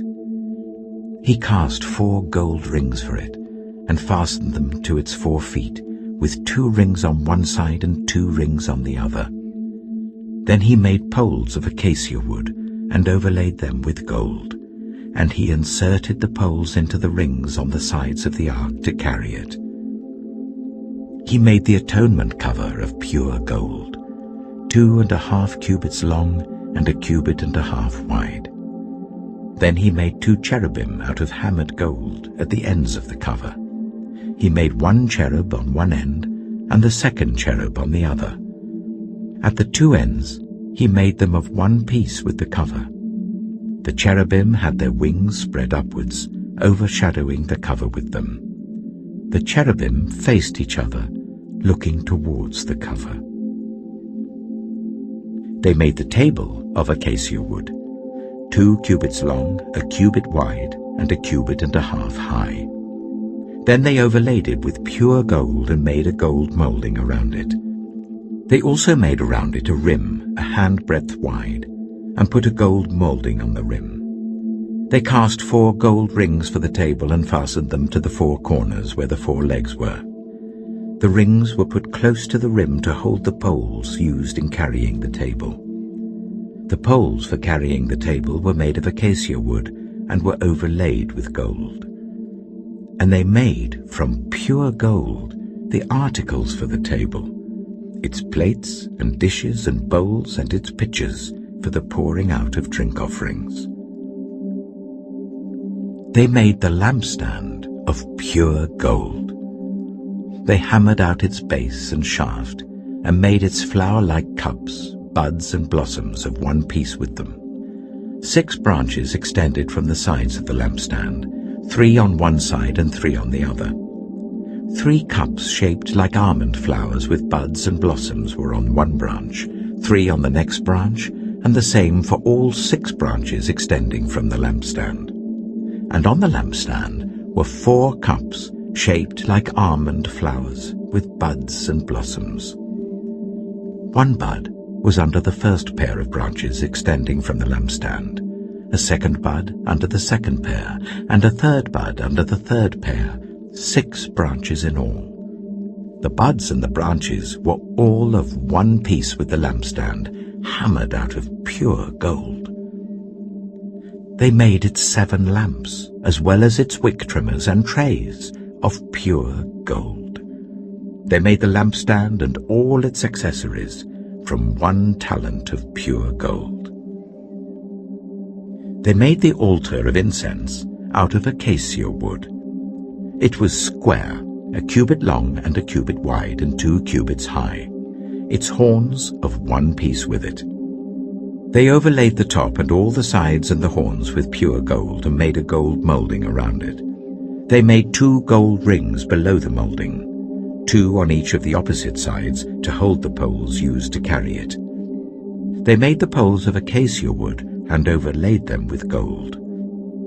They also made the sacred anointing oil, and the pure, fragrant incense, the work of a perfumer. Exodus chapter 38. They built the altar of burnt offering of acacia wood, 3 cubits high. It was square, 5 cubits long and 5 cubits wide. They made a horn at each of the 4 corners, so that the horns and the altar were of one piece, and they overlaid the altar with bronze. They made all its utensils of bronze, its pots, shovels, sprinkling bowls, meat forks and fire pans. They made a grating for the altar, a bronze network to be under its ledge halfway up the altar. They cast bronze rings to hold the poles for the 4 corners of the bronze grating. They made the poles of acacia wood and overlaid them with bronze. They inserted the poles into the rings so they would be on the sides of the altar for carrying it. They made it hollow out of boards. They made the bronze basin and its bronze stand from the mirrors of the women who served at the entrance to the tent of meeting. Next, they made the courtyard. The south side was 100 cubits long and had curtains of finely twisted linen with 20 posts and 20 bronze bases, and with silver hooks and bands on the posts. The north side was also 100 cubits long and had 20 posts and 20 bronze bases, with silver hooks and bands on the posts. The west end was 50 cubits wide and had curtains with 10 posts and 10 bases, with silver hooks and bands on the posts. The east end, towards the sunrise, was also 50 cubits wide. Curtains 15 cubits long were on one side of the entrance with 3 posts and 3 bases, and curtains 15 cubits long were on the other side of the entrance to the courtyard with 3 posts and 3 bases. All the curtains around the courtyard were of finely twisted linen. The bases for the posts were bronze. The hooks and bands on the posts were silver, and their tops were overlaid with silver. So all the posts of the courtyard had silver bands. The curtain for the entrance to the courtyard was made of blue, purple, and scarlet yarn, and finely twisted linen, the work of an embroiderer. It was 20 cubits long, and, like the curtains of the courtyard, 5 cubits high, with 4 posts and 4 bronze bases. Their hooks and bands were silver, and their tops were overlaid with silver. All the tent pegs of the tabernacle and of the surrounding courtyard were bronze. These are the amounts of the material used for the tabernacle of the covenant law, which were recorded at Moses' command by the Levites under the direction of Itamar, son of Aaron the priest. Bezalel, son of Uri, the son of Hur of the tribe of Judah, made everything the Lord commanded Moses. With him was Aholiab, son of Ahisamach, of the tribe of Dan, an engraver and designer and an embroiderer, in blue, purple, and scarlet yarn and fine linen. The total amount of the gold from the wave offering used for all the work on the sanctuary was 29 talents and 730 shekels, according to the sanctuary shekel. The silver obtained from those of the community who were counted in the census was 100 talents and 1,775 shekels, according to the sanctuary shekel. 1 beker per person, that is half a shekel, according to the sanctuary shekel, from everyone who had crossed over to those counted 20 years old or more, a total of 603,550 men. The 100 talents of silver were used to cast the bases for the sanctuary and for the curtain. 100 bases from the 100 talents, 1 talent for each base. They used the 1,775 shekels to make the hooks for the posts, to overlay the tops of the posts, and to make their bands. The bronze from the wave offering was 70 talents and 2,400 shekels. They used it to make the bases for the entrance to the tent of meeting, the bronze altar with its bronze grating and all its utensils, the bases for the surrounding courtyard and those for its entrance, and all the tent pegs for the tabernacle and those for the surrounding courtyard. Exodus chapter 39. From the blue, purple, and scarlet yarn, they made woven garments for ministering in the sanctuary. They also made sacred garments for Aaron, as the Lord commanded Moses. They made the ephod of gold and of blue, purple, and scarlet yarn, and of finely twisted linen. They hammered out thin sheets of gold, and cut strands to be worked into the blue, purple, and scarlet yarn and fine linen, the work of skilled hands. They made shoulder pieces for the ephod, which were attached to two of its corners, so that it could be fastened. Its skillfully woven waistband was like it, of one piece with the ephod and made with gold, and with blue, purple, and scarlet yarn, and with finely twisted linen, as the Lord commanded Moses. They mounted the onyx stones in gold filigree settings, and engraved them like a seal with the names of the sons of Israel. Then they fastened them on the shoulder pieces of the ephod as memorial stones for the sons of Israel, as the Lord commanded Moses. They fashioned the breastpiece, the work of a skilled craftsman. They made it like the ephod, of gold and of blue, purple, and scarlet yarn, and of finely twisted linen. It was square, a span long and a span wide, and folded double. Then they mounted 4 rows of precious stones on it. The first row was carnelian, chrysolite, and beryl. The second row was turquoise, lapis lazuli, and emerald. The third row was jacinth, agate, and amethyst. The fourth row was topaz, onyx, and jasper. They were mounted in gold filigree settings. There were 12 stones, one for each of the names of the sons of Israel, each engraved like a seal with the name of one of the 12 tribes. For the breastpiece, they made braided chains of pure gold, like a rope. They made 2 gold filigree settings and 2 gold rings, and fastened the rings to 2 of the corners of the breastpiece. They fastened the 2 gold chains to the rings at the corners of the breastpiece, and the other ends of the chains to the 2 settings, attaching them to the shoulder pieces of the ephod at the front. They made 2 gold rings, and attached them to the other 2 corners of the breastpiece on the inside edge next to the ephod. Then they made 2 more gold rings, and attached them to the bottom of the shoulder pieces on the front of the ephod, close to the seam just above the waistband of the ephod. They tied the rings of the breastpiece to the rings of the ephod with blue cord, connecting it to the waistband, so that the breastpiece would not swing out from the ephod, as the Lord commanded Moses. They made the robe of the ephod entirely of blue cloth, the work of a weaver, with an opening in the center of the robe like the opening of a collar, and a band around this opening so that it would not tear. They made pomegranates of blue, purple, and scarlet yarn and finely twisted linen round the hem of the robe. And they made bells of pure gold, and attached them around the hem between the pomegranates. The bells and pomegranates alternated round the hem of the robe to be worn for ministering, as the Lord commanded Moses.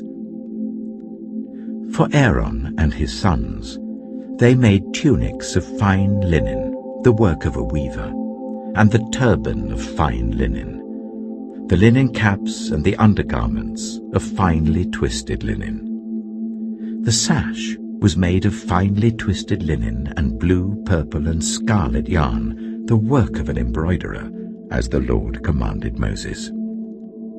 They made the plate, the sacred emblem, out of pure gold, and engraved on it, like an inscription on a seal, "Holy to the Lord." Then they fastened a blue cord to it to attach it to the turban, as the Lord commanded Moses. So all the work on the tabernacle, the tent of meeting, was completed. The Israelites did everything just as the Lord commanded Moses. Then they brought the tabernacle to Moses, the tent and all its furnishings, its clasps, frames, crossbars, posts and bases, the covering of ram skins dyed red and the covering of another durable leather, and the shielding curtain, the ark of the covenant law with its poles and the atonement cover, the table with all its articles and the bread of the presence, the pure gold lampstand with its row of lamps and all its accessories, and the olive oil for the light, the gold altar, the anointing oil, the fragrant incense, and the curtain for the entrance to the tent, the bronze altar with its bronze grating, its poles and all its utensils, the basin with its stand, the curtains of the courtyard with its posts and bases, and the curtain for the entrance to the courtyard, the ropes and tent pegs for the courtyard, all the furnishings for the tabernacle, the tent of meeting, and the woven garments worn for ministering in the sanctuary, both the sacred garments for Aaron the priest and the garments for his sons when serving as priests. The Israelites had done all the work just as the Lord had commanded Moses. Moses inspected the work and saw that they had done it just as the Lord had commanded. So Moses blessed them. Exodus chapter 40. Then the Lord said to Moses, "Set up the tabernacle, the tent of meeting, on the first day of the first month. Place the ark of the covenant law in it, and shield the ark with the curtain. Bring in the table, and set out what belongs on it. Then bring in the lampstand and set up its lamps. Place the gold altar of incense in front of the ark of the covenant law, and put the curtain at the entrance to the tabernacle. Place the altar of burnt offering in front of the entrance to the tabernacle, the tent of meeting. Place the basin between the tent of meeting and the altar, and put water in it. Set up the courtyard around it, and put the curtain at the entrance to the courtyard. Take the anointing oil, and anoint the tabernacle and everything in it. Consecrate it and all its furnishings, and it will be holy. Then anoint the altar of burnt offering and all its utensils. Consecrate the altar, and it will be most holy. Anoint the basin and its stand, and consecrate them. Bring Aaron and his sons to the entrance to the tent of meeting, and wash them with water. Then dress Aaron in the sacred garments. Anoint him and consecrate him so that he may serve me as priest. Bring his sons and dress them in tunics. Anoint them just as you anointed their father, so that they may serve me as priests. Their anointing will be to a priesthood that will continue throughout their generations." Moses did everything just as the Lord commanded him. So the tabernacle was set up on the first day of the first month in the second year. When Moses set up the tabernacle, he put the bases in place, erected the frames, inserted the crossbars, and set up the posts. Then he spread the tent over the tabernacle and put the covering over the tent as the Lord commanded him. He took the tablets of the covenant law and placed them in the ark, attached the poles to the ark and put the atonement cover over it. Then he brought the ark into the tabernacle and hung the shielding curtain, and shielded the ark of the covenant law, as the Lord commanded him. Moses placed the table in the tent of meeting on the north side of the tabernacle outside the curtain, and set out the bread on it before the Lord, as the Lord commanded him. He placed the lampstand in the tent of meeting opposite the table on the south side of the tabernacle, and set up the lamps before the Lord, as the Lord commanded him. Moses placed the gold altar in the tent of meeting in front of the curtain, and burned fragrant incense on it, as the Lord commanded him. Then he put up the curtain at the entrance to the tabernacle. He set the altar of burnt offering near the entrance to the tabernacle, the tent of meeting, and offered on it burnt offerings and grain offerings, as the Lord commanded him. He placed the basin between the tent of meeting and the altar, and put water in it for washing, and Moses and Aaron and his sons used it to wash their hands and feet. They washed whenever they entered the tent of meeting or approached the altar, as the Lord commanded Moses. Then Moses set up the courtyard around the tabernacle and altar, and put the curtain at the entrance to the courtyard. And so Moses finished the work. Then the cloud covered the tent of meeting, and the glory of the Lord filled the tabernacle. Moses could not enter the tent of meeting because the cloud had settled on it, and the glory of the Lord filled the tabernacle. In all the travels of the Israelites, whenever the cloud lifted from above the tabernacle, they would set out. But if the cloud did not lift, they did not set out until the day it lifted. So the cloud of the Lord was over the tabernacle by day, and fire was in the cloud by night, in the sight of all Israelites during their travels.